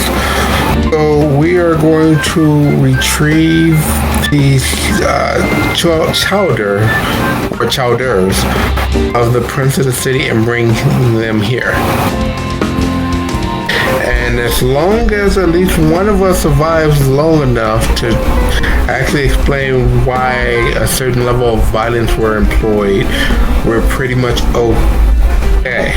Is that pretty much what I heard correctly? That is an excellent summation, though a little threadbare and binary, but yes. And are you absolutely sure that this is the team that you want to have do this? I was always taught that nothing beats a failure but a try. And you all have proven to be quite trying in your own individual ways. So there's nothing that will approximate you all's success and not failure, simply trying and trying again. Proving your worth while paying your debt, while achieving a goal that helps the entirety of this quarter. Now, as long as they cross the threshold here, that means that they've been delivered. There's no extra actions required to be considered delivered, right? That sounds no one has awful to sign likely for to me. them.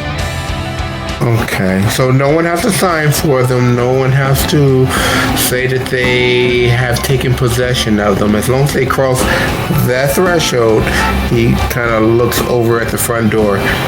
That means that they're pretty much okay, right? As long as they cross from the outside to inside of this building, that means that they are pretty much delivered, right? No, that is not what that means. That means that you have done half the job. But remember, I did say bring them here. And she motions around her towards the VIP area where you all are. Which means that they need to be before myself. That means that we need to be able to engage them in conversation. Because after all, we can say anything we like, but sometimes the proof in the pudding is in the cooking. And we can't cook without gas, dear. Okay, so they have to be upstairs on this floor at this level, and you and Marcel have to be able to say that you've taken possession of the packages. I read once that there's no greater evil than the minimization of humankind into items, into things, and seeing something is not quite living is where all of the greatest evils began. Well, they're not quite living, are they? And they're definitely, I'm trying to make sure that they're not quite dead either. But I need to know exactly the rules to the game that you guys are deciding that you want us to play. Oh, the rules of the game are simple. Do as you must to achieve what thou dost. Bring them here so that we can have a conversation, because there's no reason for anybody to get mean and worked up and have to have an interrogation when the conversation will do just perfectly well. Like the one we're having here, it is so friendly and straightforward and forthcoming in all of its illumination. I do like that studio. I heard that they were purchased by Disney. Illumination. Can you believe that the people that create those little potato things with the eyeballs in them? I do enjoy those films. Has anyone had the opportunity to take in cinema in this most recent year? There's not quite the same quality that it once was. I believe that we should perhaps go back to a time where we produce less cinema. Well, the same amount of cinema, but it's stretched out over years versus all released at the same time. There was a time when people would get dressed up to go to the cinema, to take in a show, a presentation, a movie, a reel. And I think that that's what's missing from today. If the effort was made to be presentable instead of arriving in someone else's pajamas and with yesterday's old spilled stains, that it would change the way that we are able to view all of that magic. That's someone a lot older than I. That's not me. Maybe you might be able to talk to them about that a little bit more. I think we all long for older times theory, but it's made it easier to separate the cattle where you need them to. Mara just tilts her head as though she's listening to something that no one else can hear. One to hope. I doubt that we will ever get to that point where it's completely truly easy. There's always going to be someone or something that thinks adverse to what is there. I think the more things change. Do you hear that ringing too? I was wondering what that was. And it has been annoying for the last few years. And I just can't understand why it refuses to die down. Always there in the backbeat of every note. Always there between moments of conversation.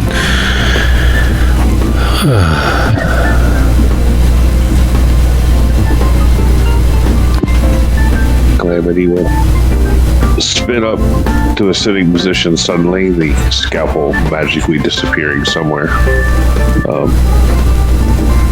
Alright then, so retrieve the lot of kittens, make sure that they are pliable. Bring them to this room, mostly not stepped upon. Sounds easy enough.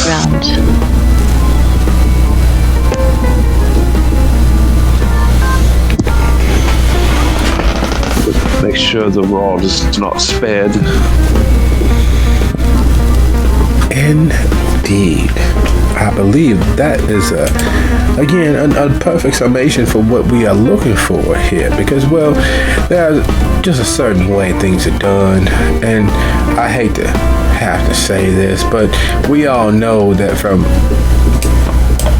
Esplanade down to Poitras, that this is in fact the real quarter. This is in fact where everything has to make sense, because when things get out of hand here, the rest of the city is not that far behind.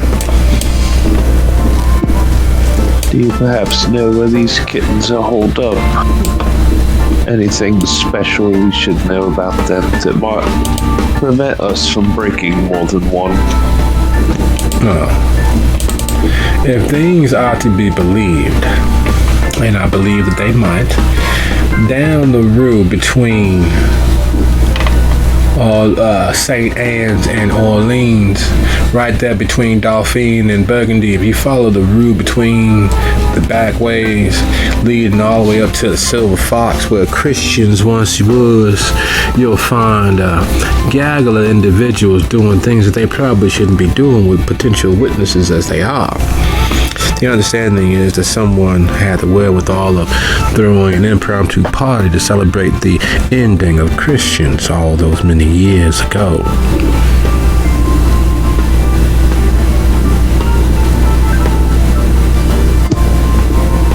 Alright then.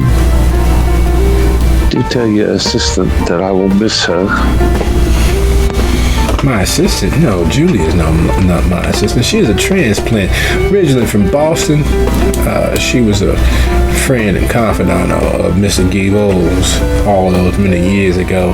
Things change, and I have the opportunity to perhaps help with her tutelage so that she might best fit amongst our new society, amongst our where we would like ourselves to be versus where we often find ourselves. We've been to Boston. It was nice. I can't say that I had as nearly enjoyable time as you all seem to have. Boston didn't quite agree with me. The roses have a certain fishy scent to them in that area.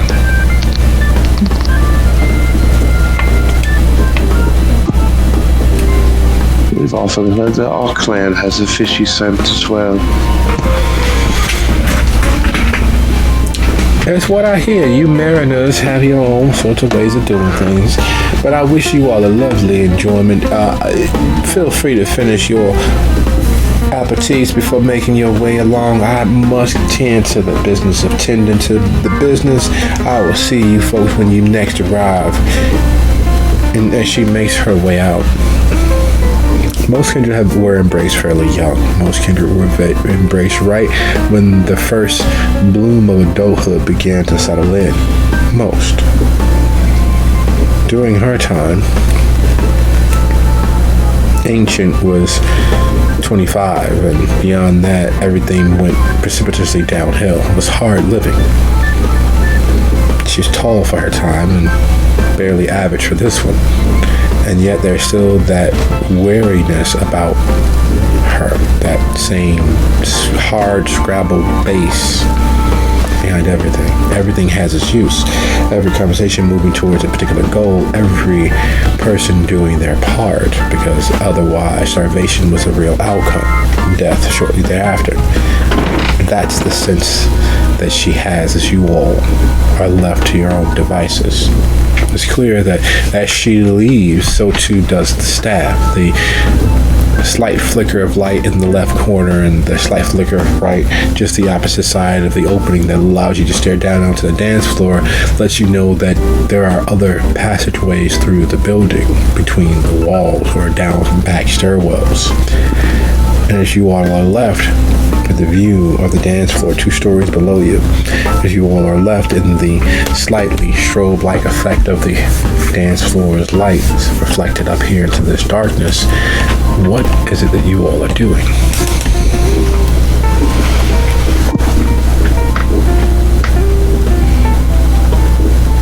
I suppose. Pull out my actual phone and just start Googling the address using Google Maps as she pointed out the directions, just so I can get a bird's eye view of what that area would look like, just in case we have to go in there hot.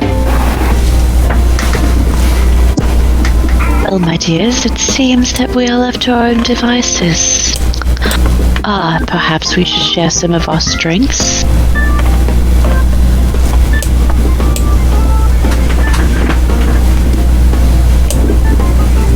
Sure.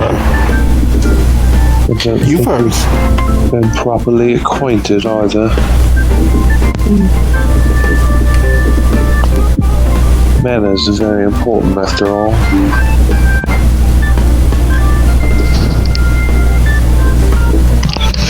Mara will stand up from her seat and curtsy. It looks very old-fashioned. And she will say, I am Mara Shroud.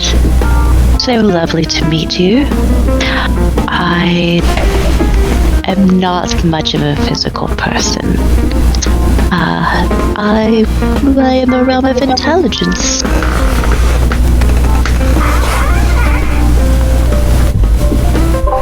I'm Dom. I'm the IT guy. That's pretty much it. I'm sorry. The it god. I don't. So you don't understand what that means, Calamity?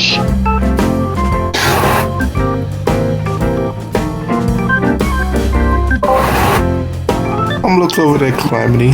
Do you know what the it guy is? I don't. Is it some sort of fashion thing? Isn't that what we used to play when we were children?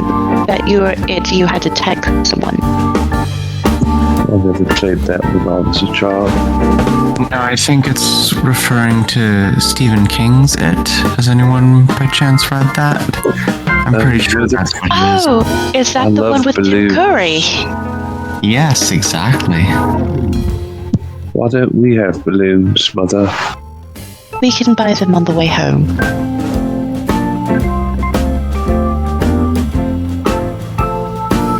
So, you dwell in the sewers and you abduct young children? No, actually, as much as fun as that sounds like, that's not normally my thing. Normally, I work with computers, but if you happen to want to abduct some children, especially considering that's what we just got hired to do, I'm totally game with that. I was going to say that would actually be a useful skill set right now. Well, this took a turn that I did not expect it to, so let me change topics real quick here. Hello everyone. My name is Eddie. And I guess you can call me something of a aspiring historian. Not that I've really turned up much, but my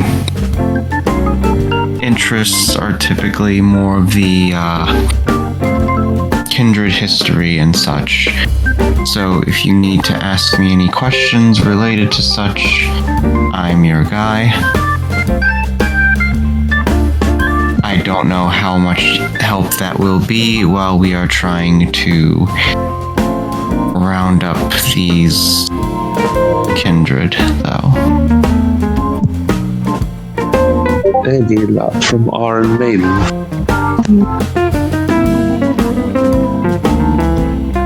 Well, good news is we know where they are, so we just kind of need to go and scout the area.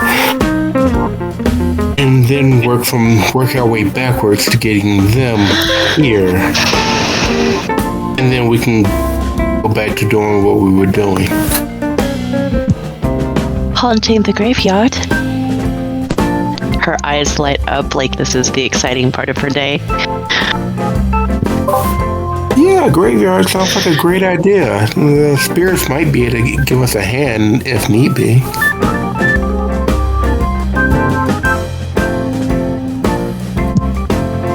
Perhaps we ought to be about it then. The sooner we start, the sooner we conclude. I think I can make them quite reliable if needed.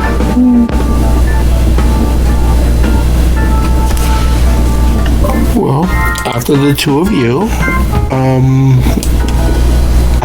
you, definitely, and then we can figure out a plan of how to get them here.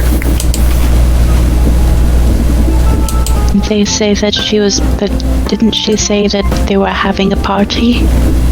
Could we not just offer them drugs? Somehow, if they're like us, I don't think the desire for drugs would be quite as high as we would like. Although we can try. Definitely a good idea. I'm told that feeding off of mortals who have ingested is an interesting time. And she will let her eyes drift over to Calamity. Why are you looking at me then?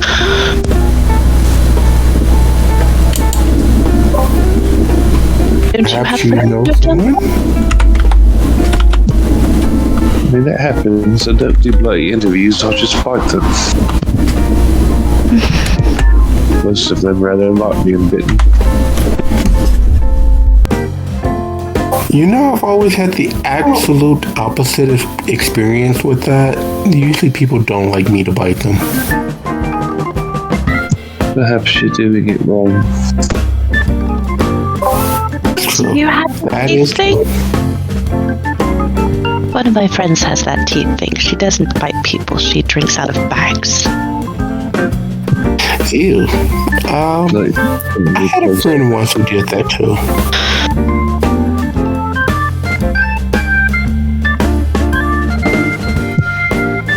It's not only eating noodles. The thing with travel and time in New Orleans is that it has a slow pace. And while anywhere else in the world, it'd be less than a minute drive from where you are to where you need to be. The Silver Fox is the current day location of what was formerly known as Christians. It was a well-known kindred association. It was a well-known space for kindred to be kindred back in the good old bad days, back when humans could kick open your door with torches and, well, make sure that you were not really as kindred as you should be, or were able to remain kindred for any period of time thereafter. It was a spot along the Underground Railroad. It was a place for all sorts of illicit, though purportedly noble, things to take place. And whatever happened there happened, causing its demise. And in this place, the Silver Fox was erected. The Silver Fox is very much what it sounds like, an anything goes club.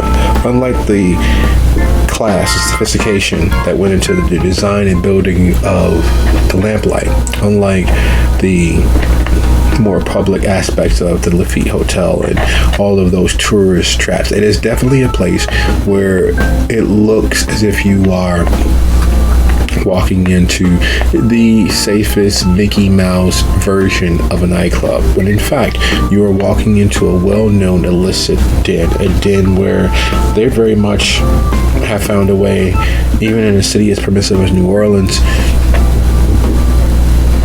to be outside of the pale. It's a place where anything literally goes. It is a place where all manner of vice and graft can be found, or more honestly, thrust upon you. It is a place where the bad people go, not people who aspire to be rebels like their closest, nearest friends. Not a place where the risk is never apparent, where there isn't any real follow through. It is a place where it is all follow through. At any given time, there's someone who's being beaten within an inch of their lives. At any point in time, it's a place where you go to lose yourself. At any point in time, if you misstep, the difference between victim and abuser is invisibly in place and held.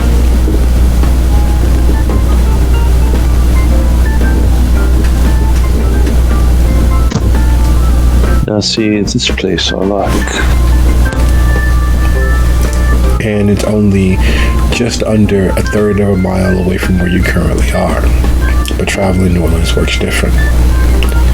Covering a third of a mile through the quarter, even in a period such as now, even in a time such as now where Mardi Gras is not a thing, even a time in now where the Super Bowl is not a thing, even a point in time such as now where there's no major national or global star putting on a show or a concert, even a time such as now where outside of planning for a costume party, there aren't any big shindigs, no big throwbacks. There's nothing notable. But even in a time such as now, covering a third of a mile will take you just under an hour walking.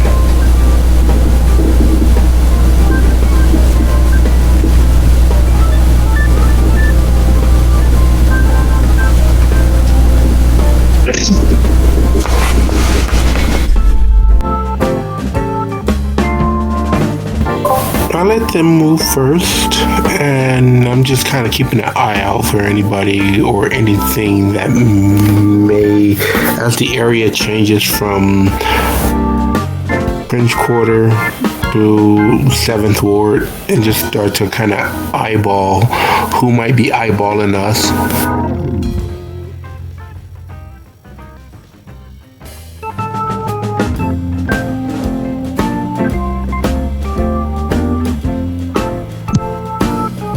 Do you think, Mom, that they made us go first because they're perverts, or because they're afraid of me?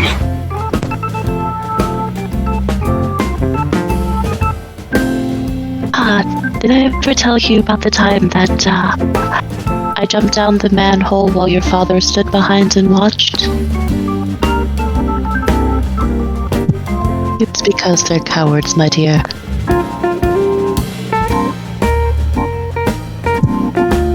One might argue that they're just being prudent by making us walk in front. That way, whatever it is will get us first. Unless it comes from behind, which is often the case.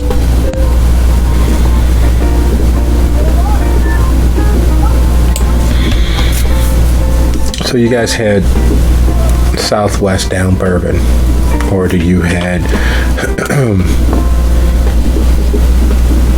north over St. Philippe's?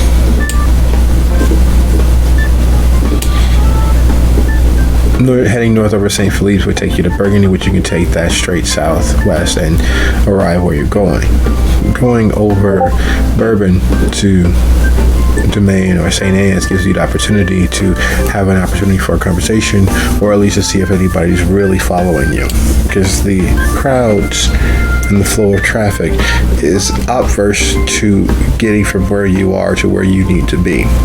Most of the crowds taking in the sights typically stay in and around the area, moving from, Oz, New Orleans, up and down Royale, back around to past the Vampire Cafe, across Pierre Antoine, and it moves almost clockwise. Where you all are heading is counterclockwise to the ebb and flow of foot traffic, causing all sorts of excuse me, pardon me, watch yourself. Hey, watch where you going. Mara will just smile at them.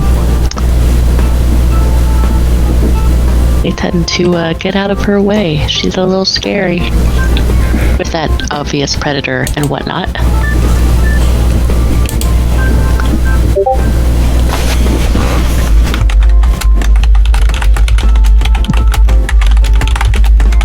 Calamity will turn and walk backwards, looking at the other two.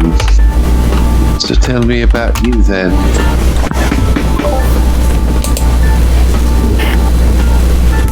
Well,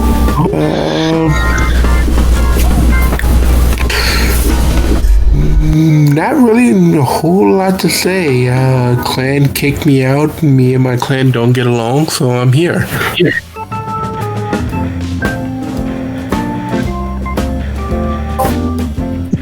But,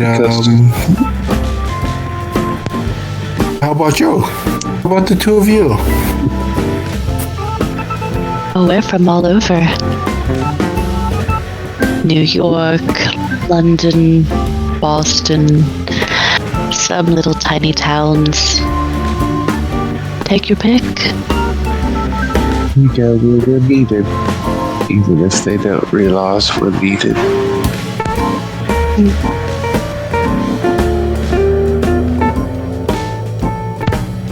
But London originally.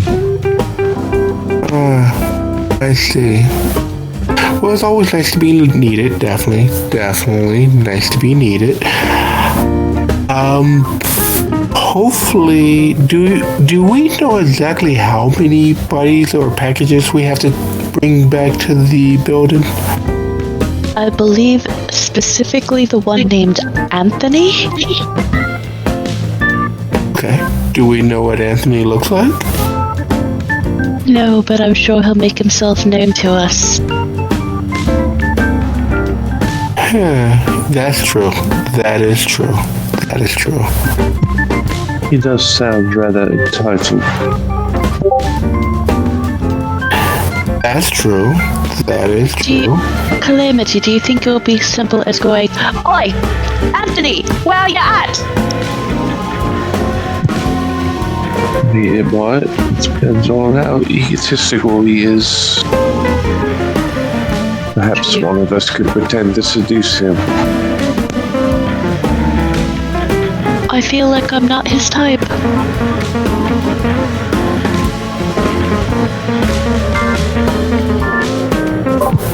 think I'm his type either, so I think we might want to go with a plan B. We don't know what his type is, do we? Mar But you're will probably pause and turn right. around. Like, once you're dead, types don't particularly matter. Blood is blood. Yes, but most people don't like the taste of my blood either. Oh, Now you've got us all curious.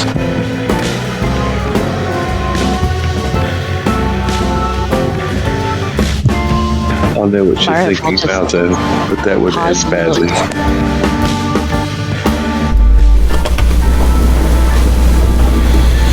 Would everyone be so kind as to go ahead and roll your wits plus either stealth or awareness? Oh, no, it's wits and awareness. That's terrible.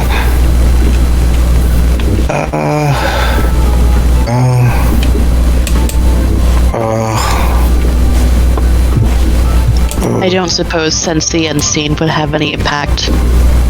No. Okay. Would Oblivion help?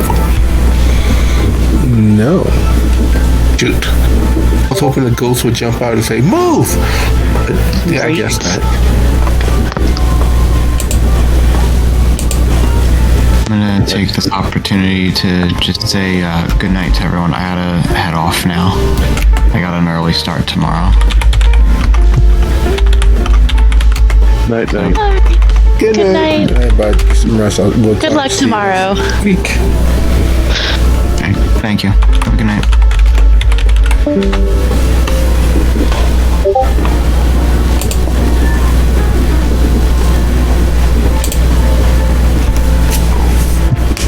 I hope I didn't run him off. Here's the beauty of it all. The role that you all were making was to notice just that fact, to notice that Eddie slips away, to notice that he is no longer with you all as you all are walking and talking. It's one of the wilier aspects of the local gangrel. They don't have access to things such as shielding the mind or hiding their intentions. No. One of the many reasons why the gangrel here are as deadly as they can be and as difficult to pin down as they are is the ebb and flow of the crowds, the humans all abounding all about, are, for lack of a better word, depending on their penchant, either the flock that they guard or the flock that they decimate. And they have learned to be all but invisible in such situations. As you all are walking and making your way to the Silver Fox, Eddie is no longer amongst you. Just all but gone. Having, as you all bump into one person or the next, and a few people would go out of their way to try to move away from you all, bumping into their own party members, you realize that in those fleeting moments, Eddie has made himself scarce.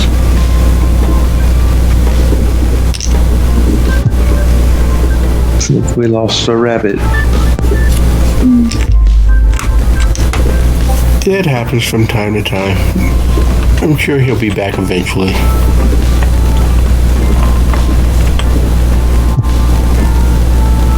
It looks like we're the rest of gonna us. go with Plan B. Oh, what's Plan B? Was Eddie his type?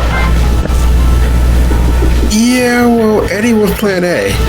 But since he disappeared, we'll have to go with Plan B. Not Eddie.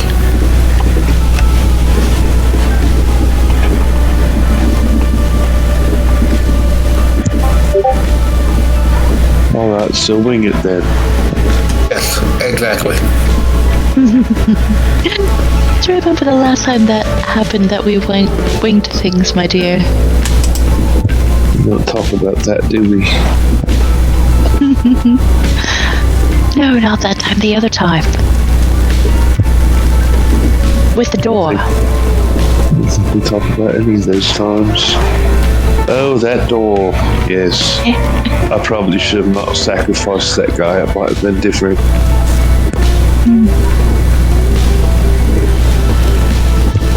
Alright, it guy. Where are we going? You looked it up on your magic box, right? Yes, we're gonna go this way and for the next 10 or 5 minutes, and then gonna go that way. Tommy starts walking with just a little bit more of a sense of purpose.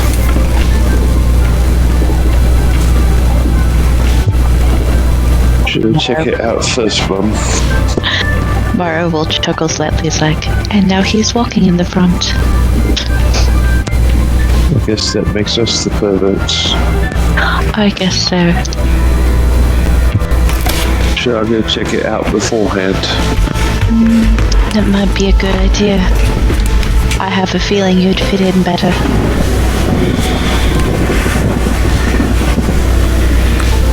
Danger is never far in any city. It is even closer in places where one's face is, by dint of natural selection, not taken into account, where you have so many people escaping their normal mundane lives. They tend to do the excessive thing. They tend to risk more than they normally would. They tend to not know what signs to be wary of, and as such, there's a larger swath of the population that are in fact predators. There's a larger swath of the population that are in fact victims. Especially in and around tourist bottlenecks, turning the corners here in the quarter. You never know what's on the other side. And the way that the alleys run, because it's not real alleys, not the way that most northerners would understand them. They're not of any set width nor any set direction. Some of the alleys actually cut through building courtyards. Some alleys aren't really alleys, but former streets from the good old days, the bad old days when New Orleans was in fact a pirate haven, where smugglers and freebooters used the city for all manner of illicit things. You know the saying, the more things change, the more they remain, and that very much is the case. As you all rarely are in the midst of conversation and making plans for what you all will do, how you will best reconnoiter the Silver Fox, it happens. There's always one. There's always several ones. Rarely are they actually part of the same crowd or the same group, but occasionally it happens. And as the scream goes up, which is the absolute worst thing to do, while that works other places, while that works in other cities and other climes, making yourself a victim by causing a scene or trying to draw attention or help does nothing more than place oneself and those would-be heroes at further risk. The scream that goes out is far too manly, far too deep to be screaming in such a manner that it is. Screaming like a gelded whelp, piercing and shrill. Eyes turn, ears perk up, cameras come out, and while you don't hear the chant that you hear often, which is World Star, World Star, it's very close, hooray! And the responding hooray! And the tramp of feet. And the fact that it is at a loggerhead where meldings of different crowds and groups and partiers are crossing paths and causing its own natural traffic slowdown is where it's happening. It would have been simple robbery turned far worse, because in for a penny, in for a pound. It is better to be convicted of actual murder than tried for attempted. Attempted carries longer time, whereas murder, if you lose, you can get a death penalty. Attempted carries up to natural life, based on which judge you have and how your case is presented. So if you're gonna do time, you might as well do the shortest time possible. So as the scream happens, it's not very long after that you hear the gunshot, the gunfire. The part that makes it different, the part that escalates things, is that there's a multiplicity of gunshots and more screams. Just as you are preparing to round the corner at St. Anne's and head off of Dauphine.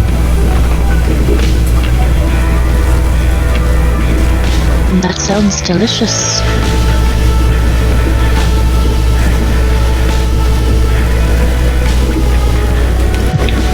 You're on a task. I don't have time for that right now.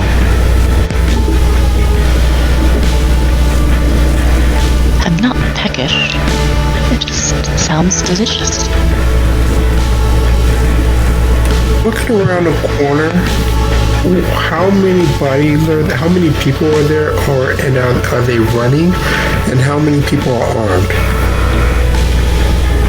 Hard to gauge how many people are armed, but as far as running, you are in Pamplona and you are standing in the major thoroughfare. There is a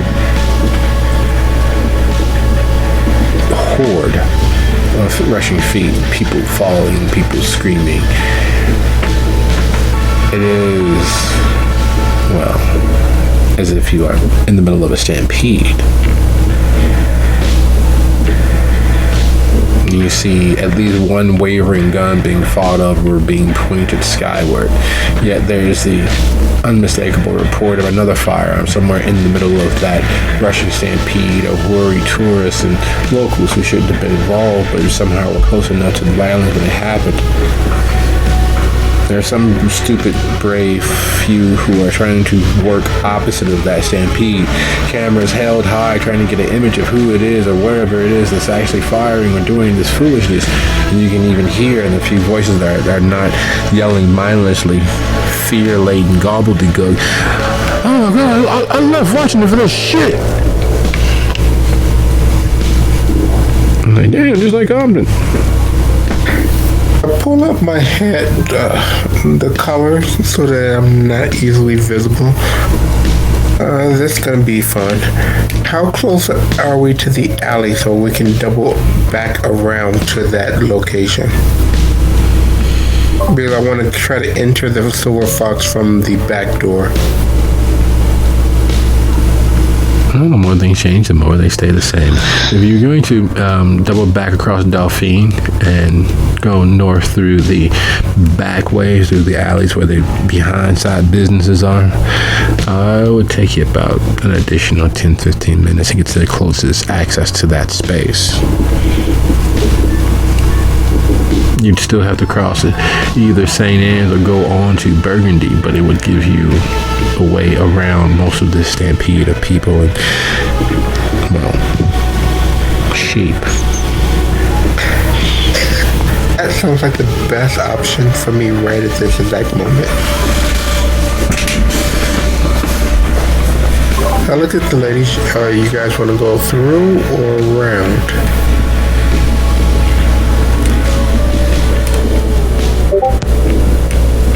How many people are around us right now? Paying attention? Probably none.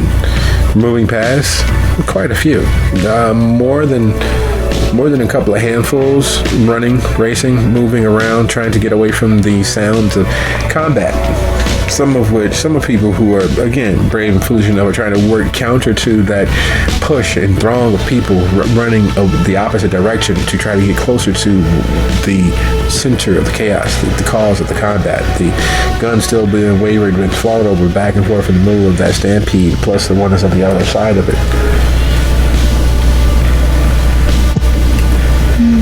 So is Calamity able?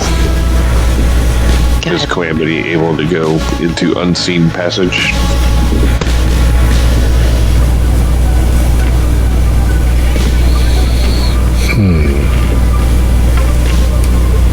Yes. There doesn't seem to be anyone actively paying attention because, well, they're gunshots. They're on vacation. They're trying to hustle some money. This is just making it hot for everybody. Everyone's looking for their own measure of escape and safety. Except for those, again, foolishly brave individuals who are working towards a person with a firearm or persons with a firearm. All right then. So the creepy, one of the creepy mob girls just disappears. Which probably doesn't bother her sire at all. No, in fact, as I was about to say, the best way out is through, and she will disappear. The unseen passage. It's almost like they've done this before. I'm sure it's instead of moving through the passage, moving through the group, trying to make inroads because he's a large individual. Yeah. Trying to get to the fox. There are some things that one never wishes to relive. There are some moments in the course of life that it's just an unhappy idea to go back there. And not for the first time in Dami's existence since being free of the military, not for the first time in his existence since being dead, he finds himself in a chaotic crowd, an unknown number of threats possible and viable, working towards the danger instead of away from it. Some things become habit. More things stay the same. Calamity will whisper in his ear, say, "Don't worry, pet, we've got your back."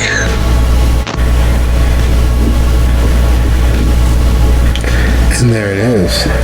The defense, the knowing that you are not alone, it does something. It threatens the laws of the world, the balance of things. From being alone to having someone there with you, it reminds you of a certain dark-skinned, long-haired jazz singer with gloves that seem to go on nearly as long as their legs.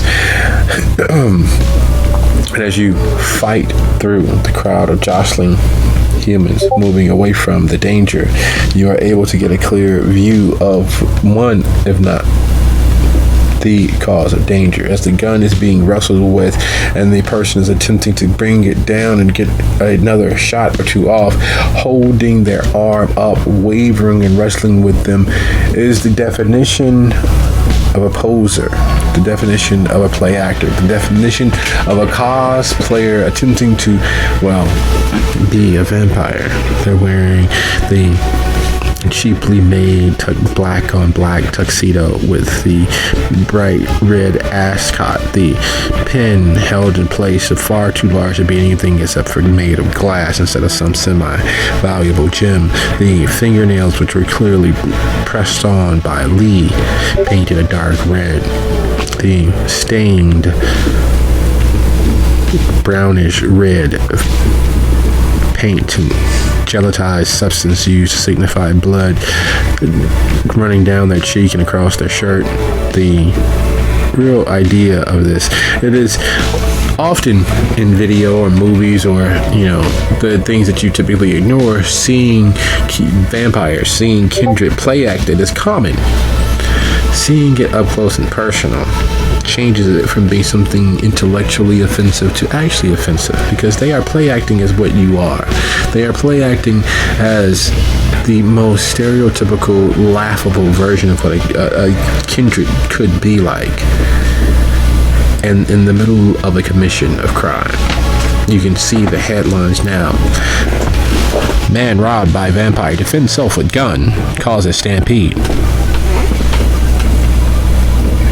Of course. Of course. Make a mental note of that guy. I'll deal with him later. Make a mental note. Is there any way...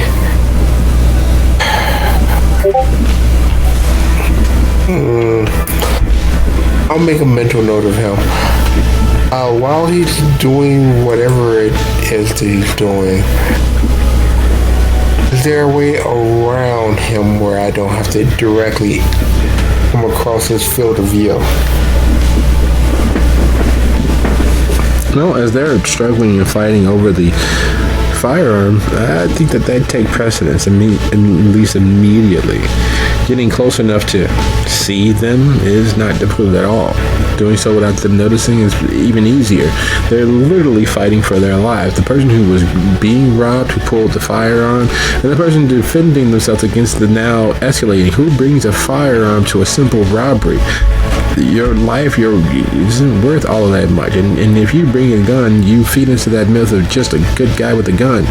There's veritable full cemeteries filled with young boys and young men and young women who thought themselves good guys with guns. And it's not every day that you hear a idiot providing good sense. Come on, you damn fool, ain't watch for life, put the damn gun down.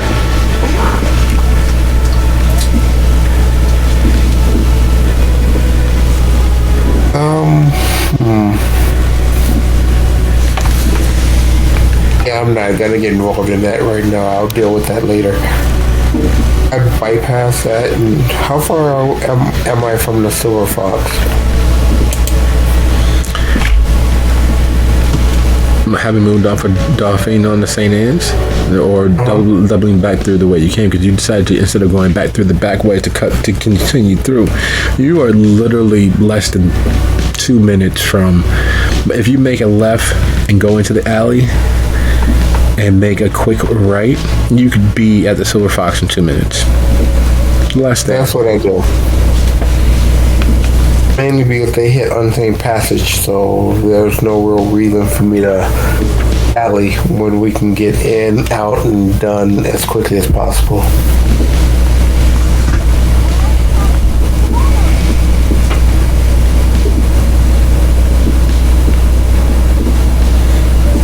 Mara, Calamity.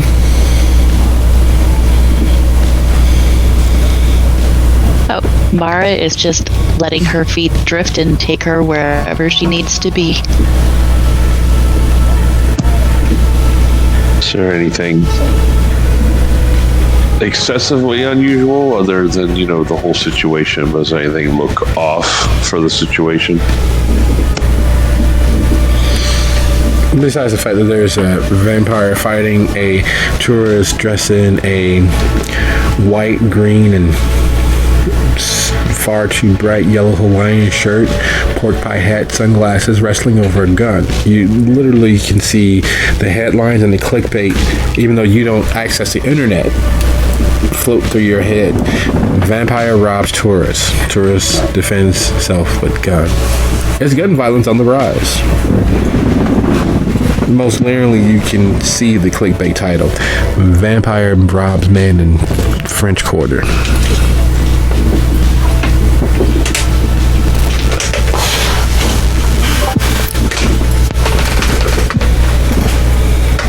Well, he's clearly not an actual vampire, right?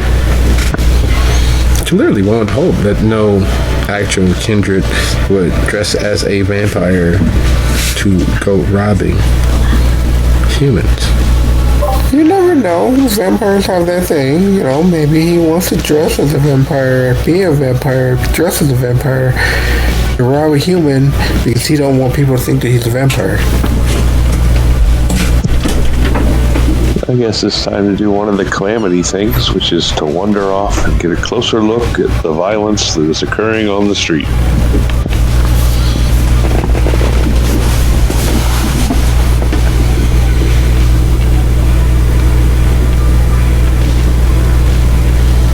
There's something inspiring,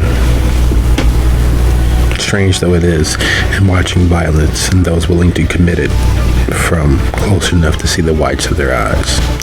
There's an intrinsic battle for survival and a war of the two wolves naturally residing inside the hearts and minds of humans.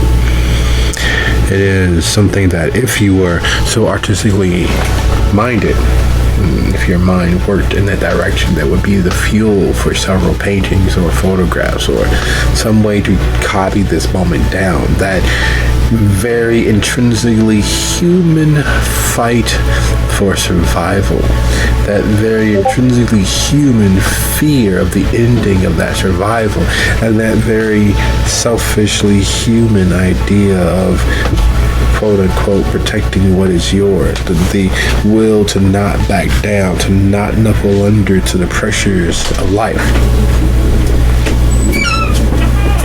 And this Calamity is close enough to see all of that interplay behind their eyes, to close enough to see that fight for survival. It's like watching a nature documentary in 4K.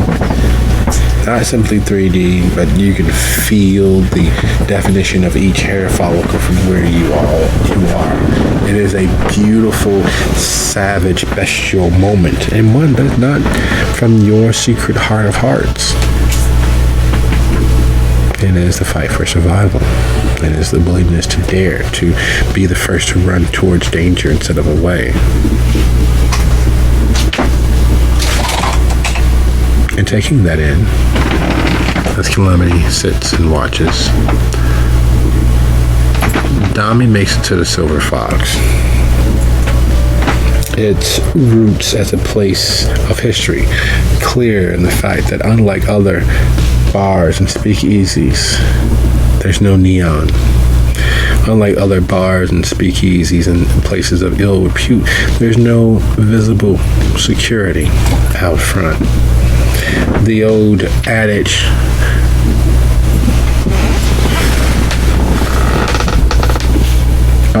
quiet, too quiet, weighs heavily on the mind. It stands out in bass relief. Because if ever there was a place to be trapped, it is at the end of a dead-end alley in a place that does not look like what it has been reputed to be.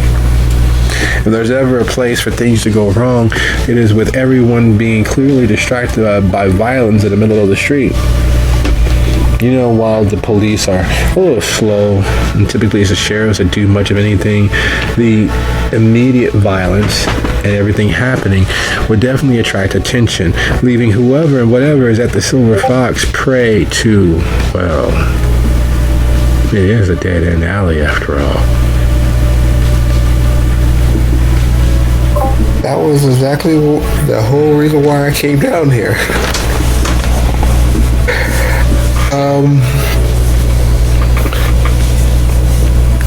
Looking at using Oblivion, where are the nearest ghosts?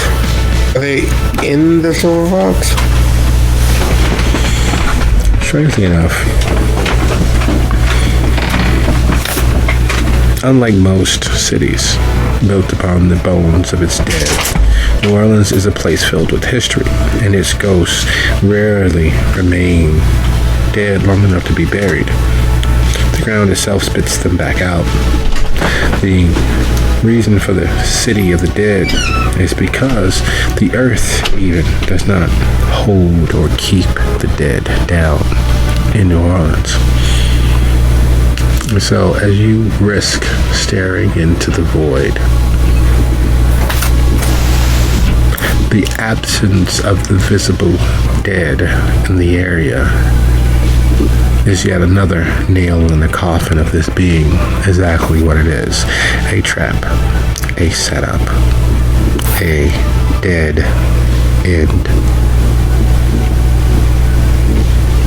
And as the cold dread that only a natural kindred level pessimism falls over Dami, and Calamity is able to see the stressors of a battle for survival happening right in front of her eyes. The only thing missing is blood-laden popcorn or someone's hand to hold during the scary part when they realize that all life is at once useless, fruitless, and the most valuable thing that there ever could be. I'd like to thank you all for taking part in this experiment and having a lovely session. Thank you all so very much, and we'll see each other next time. Thanks all. That was fun. Hopefully we were not too creepy for everyone.